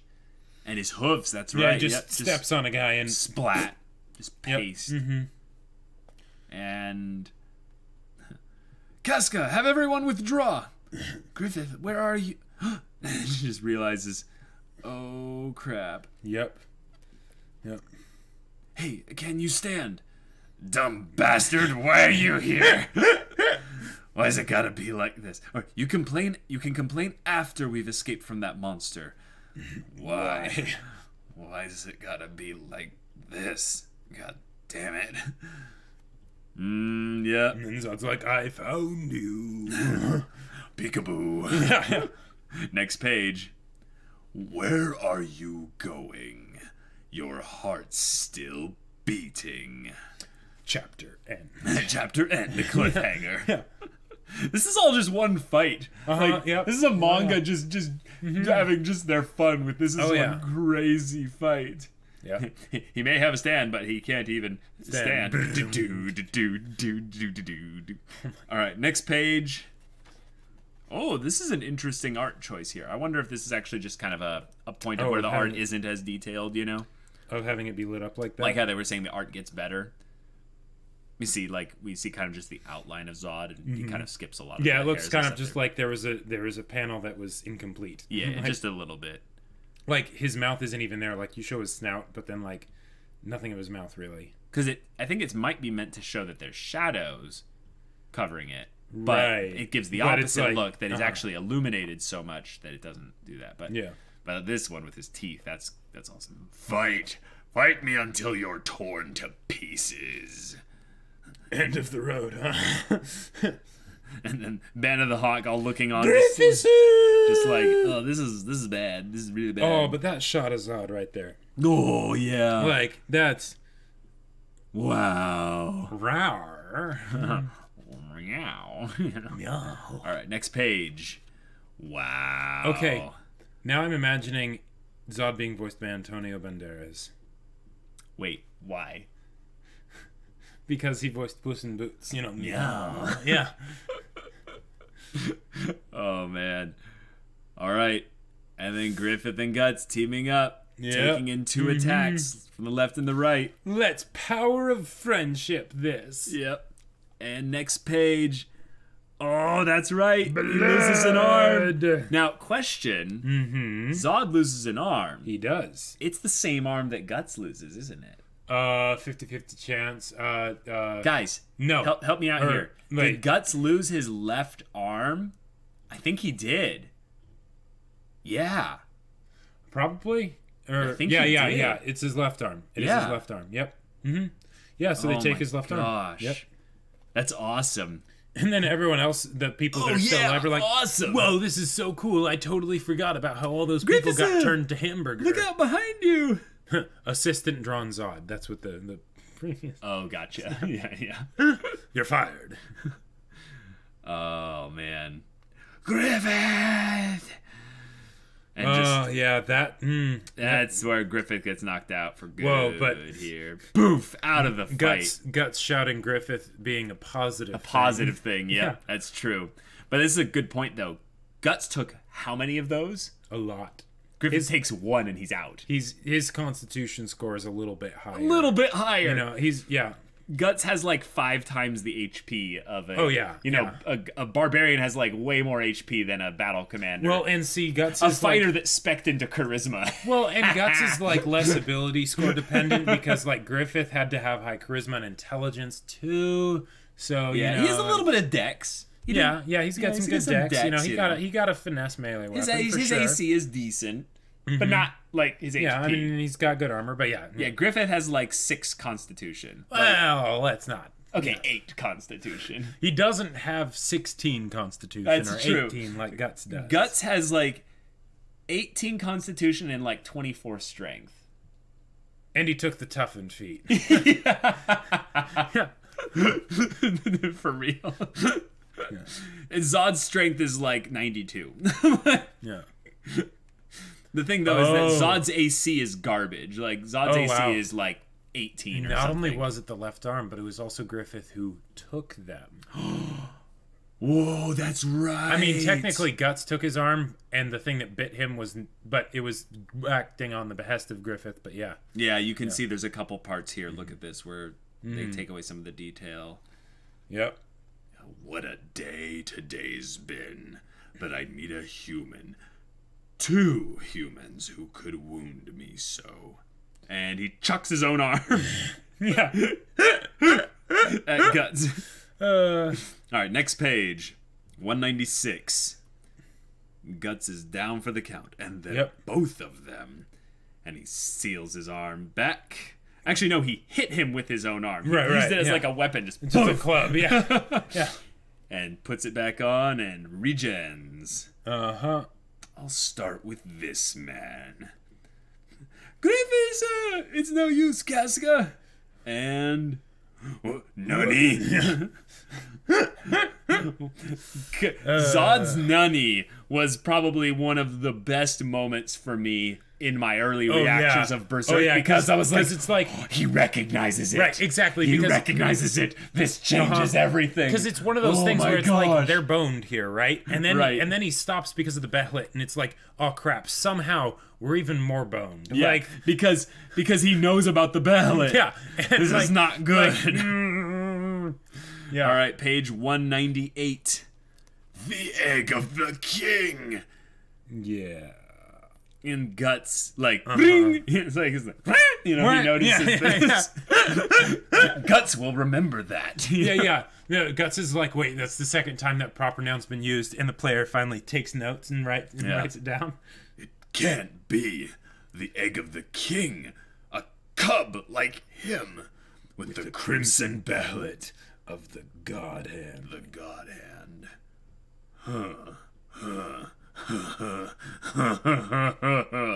Next page. The DM has plans for you. It's that kind of ploy. And then just... He does an All Might pose. Boom. Yeah. I love how his smile here is like, like you can almost expect him to be drooling as he laughs. Just right. Spittle and stuff coming out. Oh, yeah. Oh. Talking about Guts. It was too big to be called a health bar. Yes. Or that could actually be Zod, too. Yeah. Our battle is now on hold, boy. Or on hold for now, boy. But... I wonder if I'll ever meet up with you again. Oh, that's what I'm excited about. The idea that in the manga, Guts will meet up with Zod again. Yeah, I know, right? He has to. He has to. Zod is just one of my favorite characters in Berserk. Definitely for me as well. Here's a word of warning. No. A prophecy. If you can be said to be a true friend of this man, then take heed. When his ambition collapses... Death will pay you a visit. A death you can never escape. Oh, it's so good. Yeah. With this shot, and he's going full Balrog, and he's just like, I make my exit dramatically. Yep. Oh, it's so good. And poof, just bursts through the rafters, the stone, the wood, the everything. And meow. Yeah. Guts. Luck is a dump stat. I'll dump it. Nothing wrong with it. Yeah. And Griffith, meanwhile, is like, luck is actually fate. Guys, I've seen it right here. Like, if you actually put all your stats it's him just bribing the DM. He's like, hey. Like, guys, you don't get it. Luck is actually the most important stat in the game. That's why I brought your plot relevance every week. Yes. +1 luck stat for every time he schmoozes the DM. It like slowly gets cranked up and up, and the DM's just like, hey man, you want plot relevance? I'll give you plot relevance. Oh boy. When you hear Watashi ga kita and it's Zod, you feel less safe. Right? Yeah. All right, next page, and all the people see something coming out like that. Oh, that's right. And there was like storm clouds and lightning flashing as he exited the castle. Oh, nice perspective shot showing how high up he is. Yeah. Wow. All right, next page. Griffisu! Griffisu, hang on. You okay, Captain? Yeah, I guess so. You're lucky to be alive, yeah? Forget that. How's Griffisu? Don't you touch Griffisu. Yeah. Babaka. It's your fault. It never would have happened to Griffith if it weren't for you. That shot, though, of Casca, like that. She looks angry, sad, and frustrated, and just torn up, and Griffith's hair in her hand. As she's holding him, and Oof. Yep. Next page. Oh, look at, we can invert the page. That's poster worthy right there. Master of the Sword, Chapter 1. Death will pay you a visit, a death you can never escape. Wow. And we know what that is. We know what that is.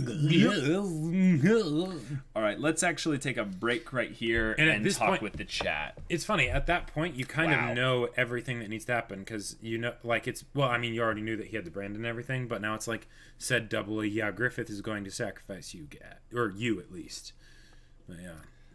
This scene really solidifies that Guts is the only one to make Griffith forget his dream. Yeah. Griffith just rushes in to save Guts and nearly dies. What if Griffith had just died in the scene? What was going through Griffith's mind at this moment? Clearly, he thinks of Guts as more than just an aid to help him take the throne. Wow. Yeah. Luck, best stat in the game or the worst. There is no middle. Yep. Scripted unbeatable boss at the start of the story leaves the fight halfway through. Yep.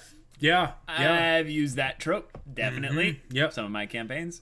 And then the PCs are like, darn, we were almost there. We almost beat him. Yep. Mura's just a DM that made some bad decisions in his early campaign and had to take them to the extreme. That's why you buy random overpriced weird stone from the store. Exactly. Yep, it starts a quest that... Whenever the DM says it gives off a mysterious aura and you feel yourself drawn to it, it's like, whether it's because, you know, you just play along. Yep. Man, girls just hate Guts. Oh my gosh. Caleb, do you notice a change in the art? At what point? I mean... Well, I noticed that there was some points here where the art was actually not as good. Yeah, where it's like definitely assistant drawn Zod, you know. Yeah.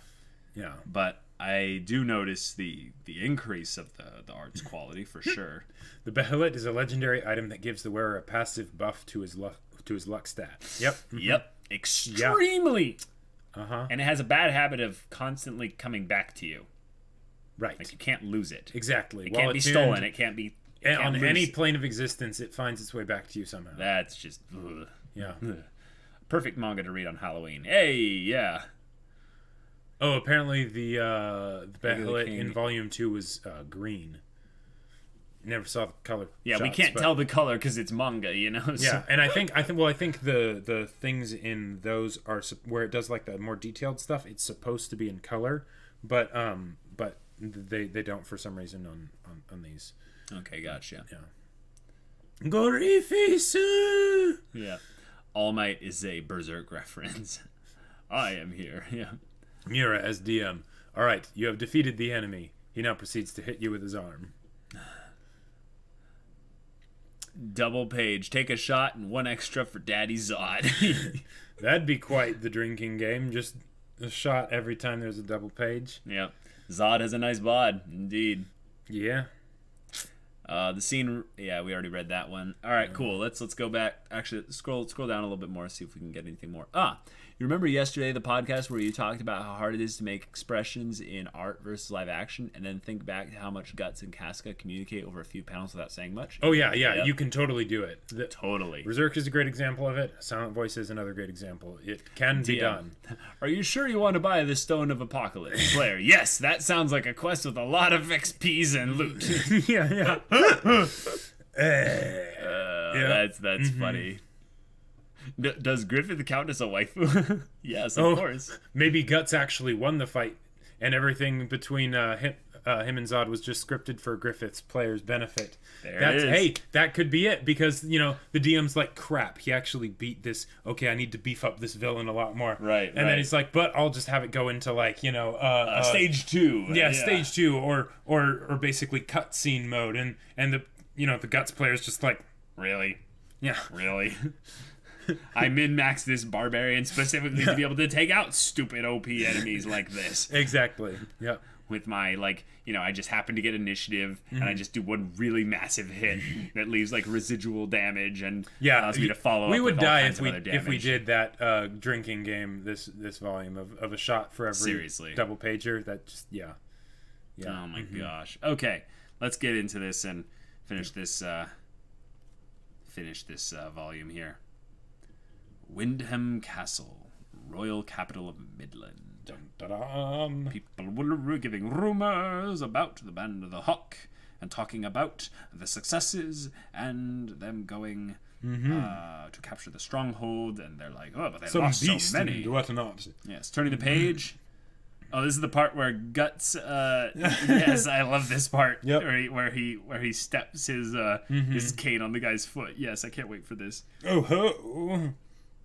That is the captain of the Hawks Raiders. Clear the way, you churl. Churl, that last battle was quite the calamity. A beast appearing on the battlefield, eh? Huh. Did you receive those wounds at the hands of said beast? Perhaps in the darkness you mistook some mutt for a monster. Oh! How dare you? I love how he doesn't even care. He just continues walking past. He's like, I'm so done with this. Sorry, the pains made me dizzy. You bastard! Face my sword! And Guts is like, okay, I face it. Yeah. And it goes Power of anime stares. Yes, and his sword, it recedes back into its sheath. Yes. It lost its appetite. Next page. It's Scary. Yeah. Oh, and they're like, oh, Guts, yeah. Look at them all in their regular clothes. Casca looks very scornful at Guts. Yes. It's your fault. Flashback. But she also... Page 215. She looks nice in a regular garb. Oh, she totally does. She totally does. She looks great, yeah. Yep. Aw. Don't worry about it. Yeah. Everyone knows that wasn't your fault. Yeah. All right. There's a line to visit Griffith. A Yep. whole lot of rich people with fancy hair and soft hands. That's right.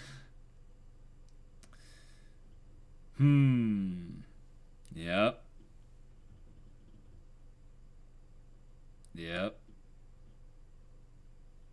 Oh, these days Griffiths all wins and no losses. In fact, he's head of the mightiest armed force in Midland. 217. 218 now. All right. All right, huh? All right. all right. Cassie's like, Yeah, what are you doing? I was listening, so what? So what? What do you mean, so what? I'm saying you need to wait here until the dignitaries have finished their audience. What difference does it make? Yeah. Yep. I love how Guts looks so derpy, confused in page 219 about the pikes, the halberds put in his way. He's just like, what? You're actually blocking me from seeing that? Do you know who I am? All right, next page 220, and he's just like, hit. I love the smirk as he's just like, what? Right, yada. He says, "Give me a break." It's yada, basically. And clang. Yes. Sorry. I love Judo is just like, oh boy. And then that baka. Yeah. Want to come, Rickard? Rickard's like, no, I don't want to incur Casca's wrath. And you're about to, Yep. Next page, 220, 222 now. Yep. Hey, yo, Griffith, and then slap. You want more? Give it up. Poof! Just done.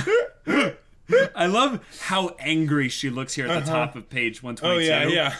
And that once Guts is knocked back, he looks silly. He looks like he was knocked silly. He's just like, what happened? You know? Well, like what happened, but at the same time, like, danger, Will Robinson. Right. And then Corcus's face, he's just like, this is like, I've had this dream. Like, he's like, yes, Casca, lay into him. And the part where we're going to get a full look at Casca's crying. Yep. Next page. Oh, that's good. She's not shedding the tears yet. Her eyes are misty. Yeah. And Guts has nothing to say. Why? Why do you always have to be this way? Why does Griffith bother with a guy like you so much? Like, what's that about? I'm not. He's like, I don't get this. I ain't no woman's punch. He's like, whatever. Yeah. Hey, Guts, forget it. I'll just come back. And he does And the then double look. the double The take. romantic, like, Yeah. looking. And she's not even looking back. Yeah. Next page.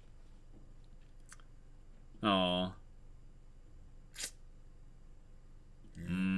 Yeah. He has kind of drifted away from you, Casca. Yeah. And the fact that they can do all this in the like in the manga when like we haven't actually spent that much time with these guys. Like if you think about it, we really haven't. Yeah. Yeah. Because this is essentially the second volume we've gotten with them. Yep. All right, next page. Yep. Got swinging his sword. Thinking about Casca, and that makes him swing his sword harder. You're just a mad dog. And then, oh yeah, this is making him angry. Fault. Yeah. Yeah. It was that bitch's problem. All right, next page. Hey, Griffisu. Yep. We're actually smiling to see him. Yeah. Don't get angry. Griffith. Can you swing a sword already? Even though you're wounded so much worse than I. You really are tough. I should have put some more points into calm. You rolled that. You succeeded on that DC really quickly. Like the battle recovery DC, is that a thing in D&D where it's like you just take a short or long rest basically, well, it depends. right? Yeah, usually if you're talking like 5e, yeah. Gotcha. Okay. But oh well, it can't be helped. Yeah. Nosferatu, Zod. Just yeah. Yeah, that I felt like I was having a nightmare. Yeah. I wonder why. All right, next page. Oh, look at the scenery. That's awesome. Yep. All the leaves and everything. Wow. Hey, look at that sultry look from Griffith. He's got that like, hey baby, you know, like, maybe lock them door and turn the lights down. I really like your sword, Guts. Yeah. For some reason, he flew off when he saw that. Thing. And this is him thinking, though, at this point. He doesn't tell him. Yeah. Oh, I'm just glad that the anime kept that, at least, because... Okay, they make Zod's fur look so, like, silky. Yeah, I want to pet him. Yeah, I want to pet him. I want to pet Zod. The way they do the light and stuff, because, yeah, his muscles are huge. Yep. But, like... All right, next page. Page 234. Griffith's like, looks like this thing even protects against evil spirits. Cool. Awesome. I'll have to go thank that old gypsy woman. Thanks, DM. You're the best. 3 years ago, you said, I can't lose such an excellent soldier. Just to put your life on the line for just one soldier. That's a hot-headed thing for a calm, composed guy like you to do. Yeah. So why? A discussion from 3 years ago. You sure can be picky. No reason. No reason at all. Page 236. Do I need one? A reason? Tell me. I put myself in harm's way. Do I need a reason each time? Do I need a reason each time I put myself in harm's way? For your sake? Yep. Man, that's the end of the chapter and the end of the volume. Yep. Whoa, that's so good! Yeah. Wow, guys. I find it really interesting that that's the chapter that they call Master of the Sword. Right. Because there was no fight happening in that chapter. Yeah. Jeez. Yep. That's so good. Guts equal enhancer, Griffith equal specialist. Yeah. Yeah. I can Thinking see that. of Casca makes him swing his sword harder. Jacob 2018. That's true. Yeah. Yep. That's true. Guts is basically time alone with his sword helps him kind of, get rid of all that that tension inside, DM, you can't go there. Player goes DM. The NPC tells you to stop. Player keeps going. DM, the guards guards stop you. Player throws the guard away. Yes. Yeah, for those people saying Casca doesn't look strong and has no badass moments, check this out. Yeah, seriously. Yep. Oh, Griffiths was talking too much with the nobles for the last 3 years while Guts was doing all the fighting. This is why Guts can just one-shot him in the show. Yeah, later on, yeah. Yeah, I mean, makes sense. Yep. Casca's like the wife. What? No. Oh, come on and rock me out, buddy. Oh, that's good. Gus is wearing his fancy boy clothes. Gut set to the best wife. Oh my god, cut set? No. In the last reaction, you asked what else is different so far that were compared to the manga. At the beginning of the manga, note, no one says King Griffith, unlike the anime. That's true. That's true. Interesting. Very good point. Yes. All right. Let's scroll back down. I think there's a couple other things. Oh yeah. Evil spirits can't get you if you're their boss. This is true. That's good. That's good. The Dark Horse Helsing ad at the end of the volume reminds me someone should send you guys those volumes. Maybe. We got a lot of manga, to start with. Yeah, the art of Zod really is good. Yeah. Other than those parts where it's like some of him just doesn't exist for some reason. Totally. Yeah. In the last reaction, you asked what else. Oh yeah, we already read that. Also, this chapter was called Master of the Sword, but it was called Master of the Sword 1. Very interesting. Yeah. Yes. Minister Mini-Me Foss, the Mini-Me, gave him the moniker because of how much he toadies for the king. Toadies for the king. So Delnray toadied for his short height and his position in the court. I thought that was just a thing for the outtakes. Possibly. Yeah. Come here, Mini-Me. It's so nice that even though you guys have seen some of the same thing in the anime, you can still find new things to talk about and enjoy and take the time to read all over. Oh, thanks. Yeah. Berserk is good. Berserk is really good. Yeah. And we're also, again, huge suckers for fantasy. Yes. So even if the content is, refreshed and kind of essentially something we've already seen before, because I would say this was an important part in the story to the point where the anime couldn't have changed much of anything without screwing things up. Well, one of the weird things, though, is that in the anime they made it so that Casca didn't actually see Zod. Because Griffith was basically the only one that went in with the crossbowmen. Oh, right. That's a good point. Oh, well, Judo and Pippin might have gone in. I'm not sure, but... I'm not 100% sure about that, but... But Casca... Okay, huh. Wait... Well, okay, someone is saying that. Or maybe, Ray's Proxy saying in the anime Casca didn't see Zod. Wonder why they changed that. I don't know. I don't know. Yeah. But she did see how Griffith was basically dead. So yeah, the last page of Griffith's answer is very important in telling. He really did think of him as a friend, as an equal, and is the reason why he only is the one who made him forget his dream. Right. Yes, Casca is one of my favorite female characters in anime and media as a whole. Yeah, I agree. Casca's amazing. Casca's awesome. I love Casca's character. The fact that they can juggle the emotion of her character, the devotion of her character, and I would say the tragedy of her character in that her loved one is essentially being torn away by someone who is replacing her. Right. And she can't really do anything about it. Oh, and for the weapon armor enthusiasts, if you look at the sword of Zod, you realize he used the blunt backside for the whole fight. Dang. Whoa, wait a minute. Wait a minute. So he was kind of toying with him. You're right. Yeah. Although... Or wasn't that still... No. Wasn't that still sharp? Yeah, no, I always thought that... Or wait. I thought it was sharp on both sides. Well, and I always thought that the whole point was that Zod's sword was weirdly shaped. Well, it is, yeah. Castica to Guts, why are you the waifu and not me? Why you? Why won't Senpai notice me? Yeah, basically. Yeah, a lot of characters can be boiled down to that. The thing is, that's just one aspect of Casca's character. Right, exactly. And to say that that's, like... To say that that's the main aspect of her character would be is also doing wrong. Such a disservice. Like, yeah. Well, it's just flat out wrong too.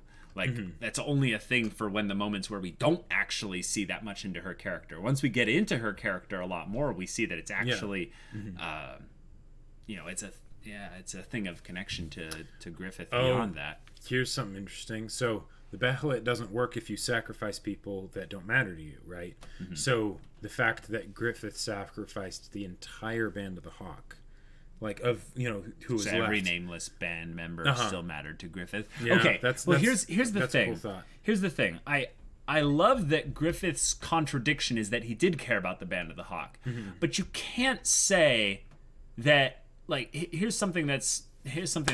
Well, it's the "I'm sorry, little one," you know. Well, let's just hold off. Let's think about this for a second.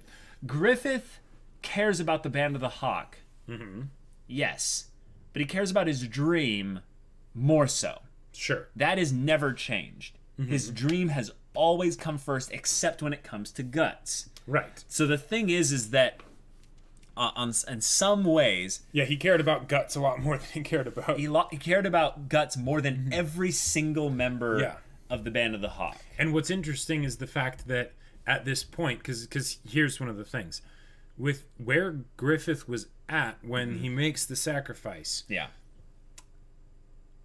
He had to have still cared about Guts and Casca and everybody at that point, as twisted as he was, you know, by that point, because when the Count was trying to he tried to sacrifice Guts, and they're like, yeah, no, you want him dead already. We're not your executioners, you know. Right. What I think is important to reference, though, is that I think Guts is an individual, someone that Griffith cares about. The thing is that I feel like this is something subtly being hinted at, in that Griffith cares about the band of the Hawk, but he doesn't necessarily care about each individual. Okay. So what you can gather from that is that Guts is an individual that carries on new meaning more than an entire band of hundreds of men, and including people like Casca and Pippin and Judeau and all these people that he cares about individually. Yeah. But I think that that's where you can kind of separate this. The reason why every single band of the Hawk member was needing to be sacrificed is because it's the band and what they represent. It's the fact that they were the vessel to help him achieve his dream, so that he completely throws all of them away. It's not why he throws away some of them is because he cares about every single individual member. I think it's because each individual member is a part of the whole, and he cares about the whole and what they represent to him, and they're a part of his identity. That's a cool way to I am think the about leader it, of the band of the Hawk. I am their elder brother. I am the one that guards them and protects them. And so he needs to shed that part of his identity, and I would say grab fully a hold of that other part of his identity. So you could say that Griffith has two parts he's always held in balance, and basically the God Hand is basically saying just let go of one of them. Right. Choose one over the other. Choose one over the other. And I think by him holding on to his dream throughout this, you do know that the dream is something that there's a lot we could talk about this. I almost want to save this conversation more so for the fountain scene. The crazy thing about the whole idea of the eclipse and the sacrifice, though, is, and this is why, like, as much as I hate Griffith, right? Yeah. But the reason I hate Griffith is mainly because of Casca.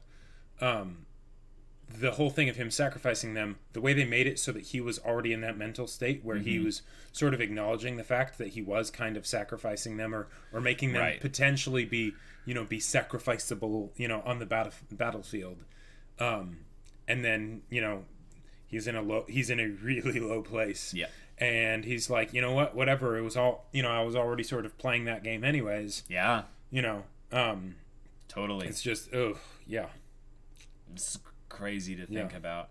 I really do think, though, that Griffith, when it comes down to care is such a vague word. When you say that, I think he sees value in the band of the Hawk, and they are valuable to him.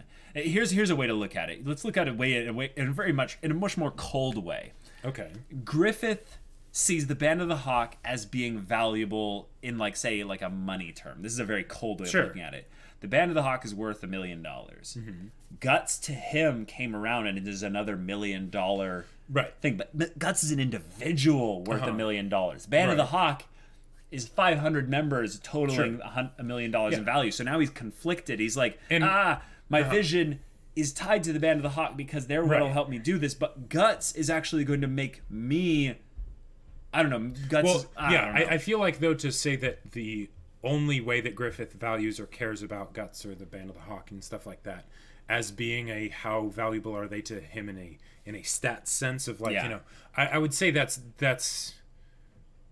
cutting short a lot of the good nuance that would be there. I don't think it is, because I feel like, Lunar's just sent 100 bits. Double blind from this point forward. Yep, that is true. Yeah.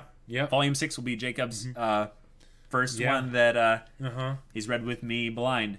Yeah. But don't shorthand what I'm saying here. I'm saying that we have to find some way to, I would say, equivocate that Griffith values the Band of the Hawk, but he doesn't actually care about them. Well, I would say... So care, I'm talking about in empathy, as in the parts about them where he feels... But I would say, I get what you're saying, but because when you say he doesn't care about them...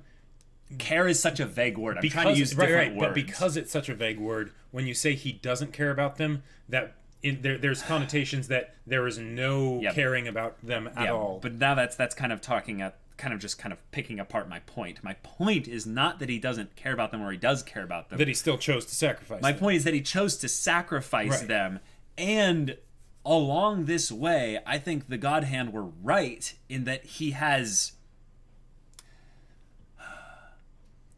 blinded himself to what he was actually doing. His actions are speaking up towards his belief. In the same way in that belief informs your actions, belief informs your thoughts, your thoughts inform your actions, blah, blah, blah, blah. Your actions can be reverse engineered to showcase what you believe. Right.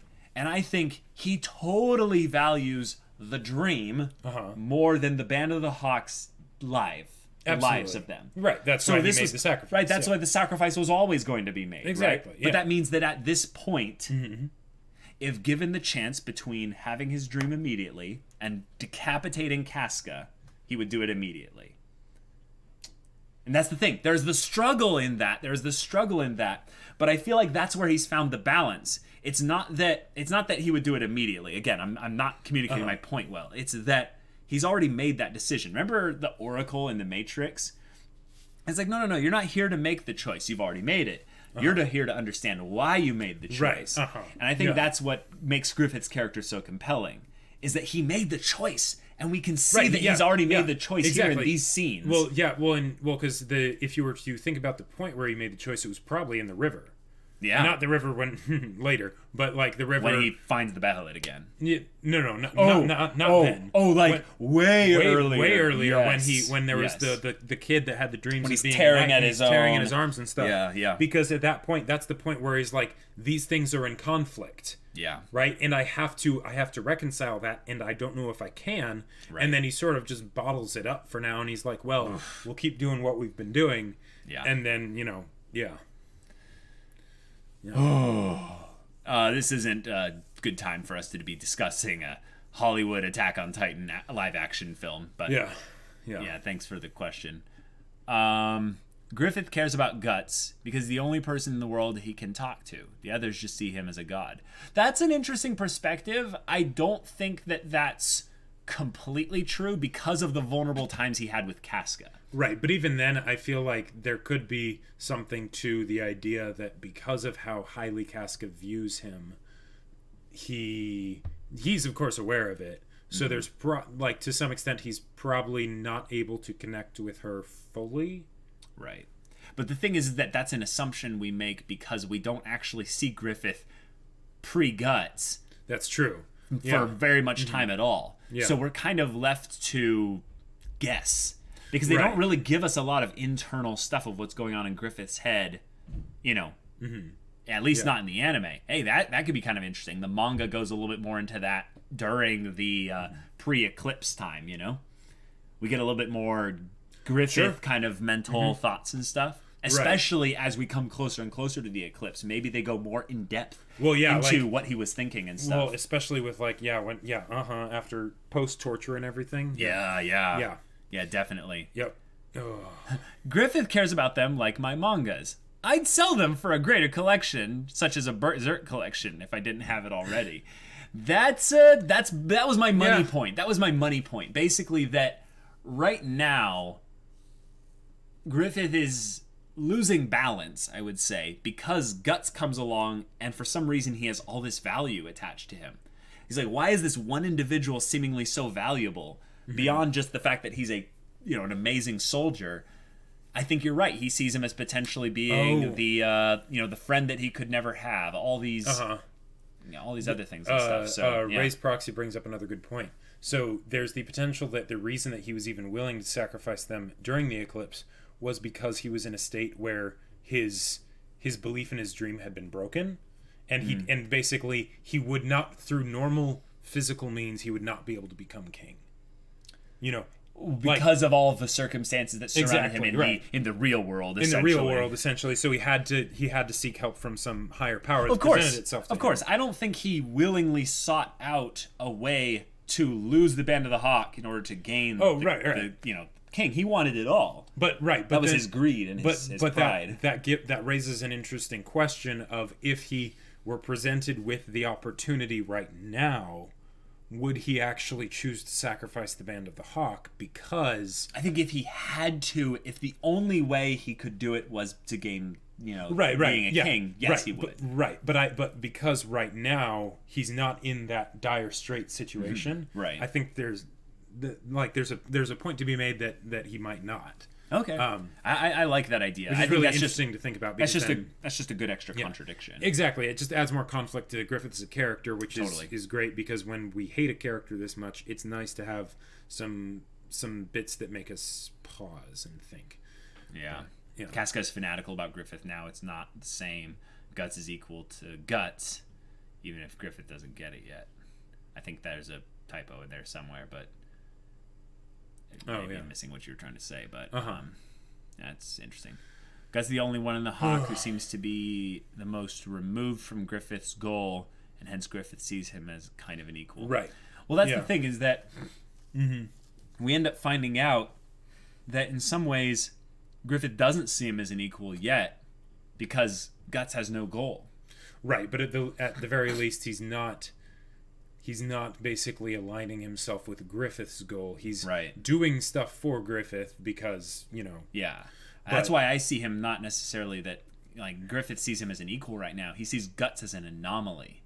Oh. And that's why I like the idea of Guts being, like, off on the whole, like, the rivers of fate flow in this direction. And Guts is like, no! just in the river, just swinging his sword, being like, I resist! Splashing and all that. And Griffith, like, in his, like, otherworldliness, can almost sense the value in this person that struggles against the very will of destiny. And Griffith is the one that's like, I want to see how far my destiny will take me. Right. And Guts is like, who the hell cares about destiny? Yeah.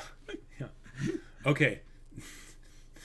Someone should pay Guts and Griffith's voice actors to sing "You've Got a Friend in Me." You've got a friend in me. You've got a friend in me. You got troubles, but I've got them too. There isn't anything I wouldn't do. We stick together and see it through, 'cause you got a friend in me. Some other Band of the Hawk members might not be as smart as I might be smarter than I am. Bigger and stronger too, like Pippin. Maybe. But only Pippin. But only Pippin, yeah. But none of them would ever love you the way I do. It's me and you, boy. And as the years go by, our friendship will never die, hopefully. You gotta see our destiny. You gotta see it's written in the laws of causality. Yes.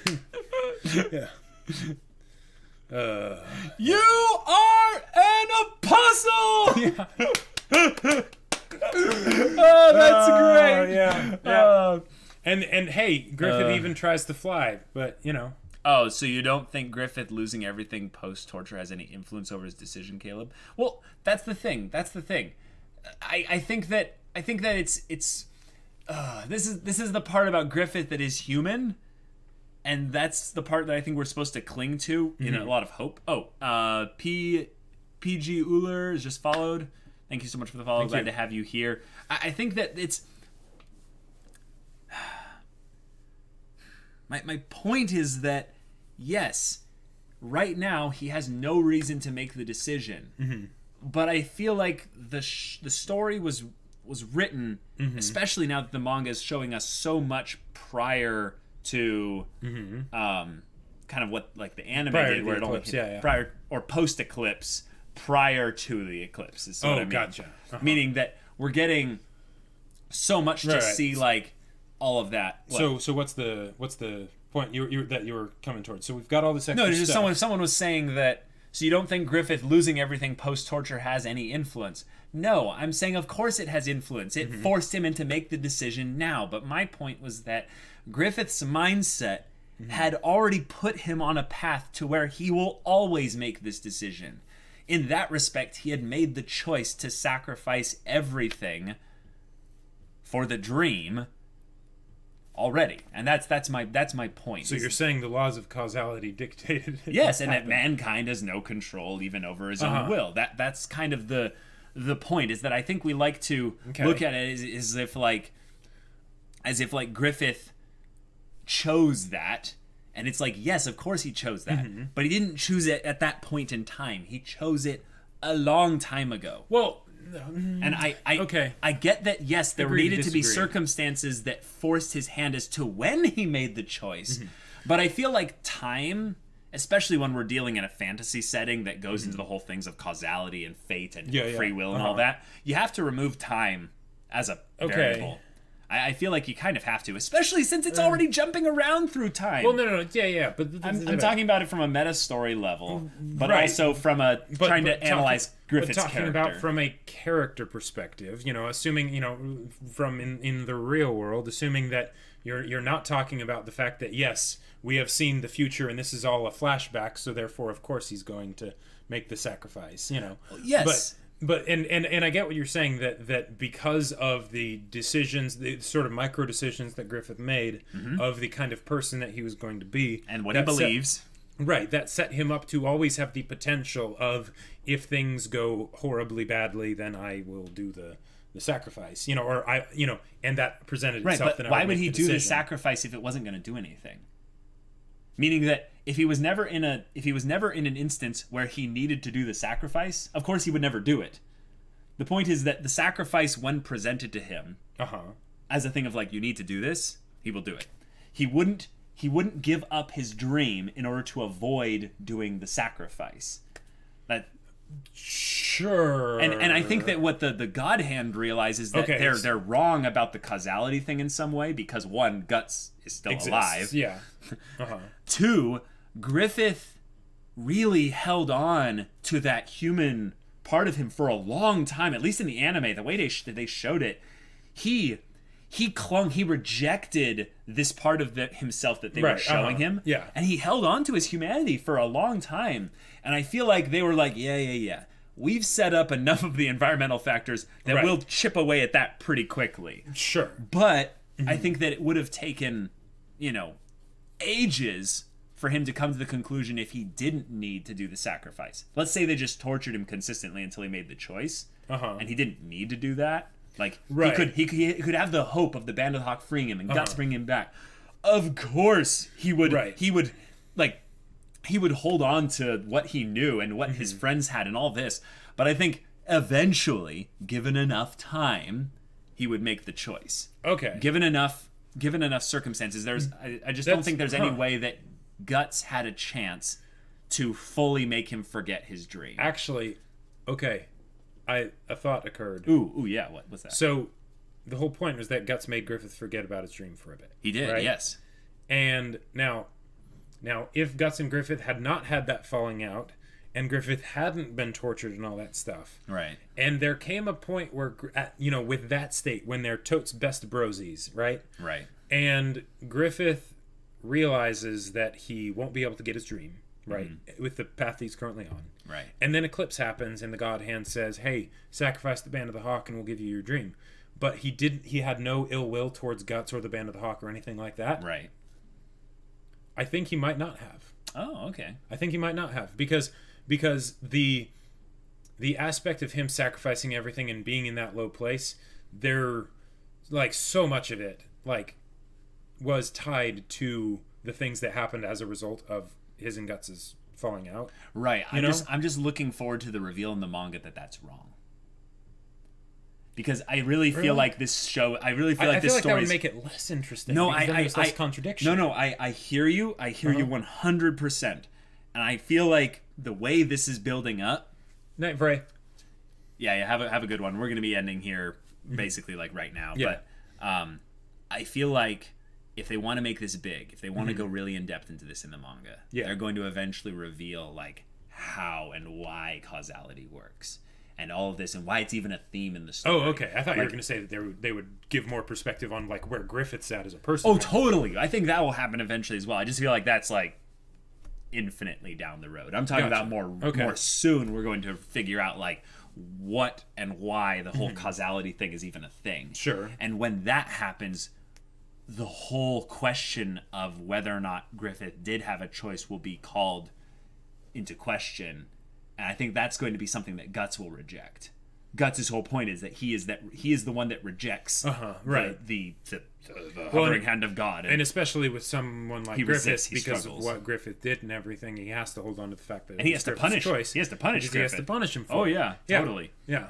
So I totally think that it's not one way or the other in the real sense of it, but it has to be partly some way an actual causality part of it. So that'll be interesting to see. Yeah, I'm looking forward to more stuff in the manga. But guys, next week we are doing double blind Berserk manga reactions, reviews, reading, discussion, all the above. Hopefully it doesn't take too much longer once we like get past especially all the stuff in the anime and like it's all new stuff, because let's make sure we get everything. That's the thing. I almost feel like at that point the volumes better be shorter, otherwise we're just gonna be like, like hyper analyze this little bit here, and then there's gonna be like some really like bloody messy parts, and we're just gonna be like, get through a volume. Like just breathe. All right. Yeah. So guys, thank you so much for sticking around. Thank you so much for watching our stream here. Be sure to leave us a follow so you can keep up to date with other Twitch streams. I'm doing a gaming stream every Friday night at 6 p.m. Pacific Standard Time, so be sure to be there. But we'll see you later in the next one. But until then, we're Semblance of Sanity. I'm Caleb. I'm Jacob. Peace.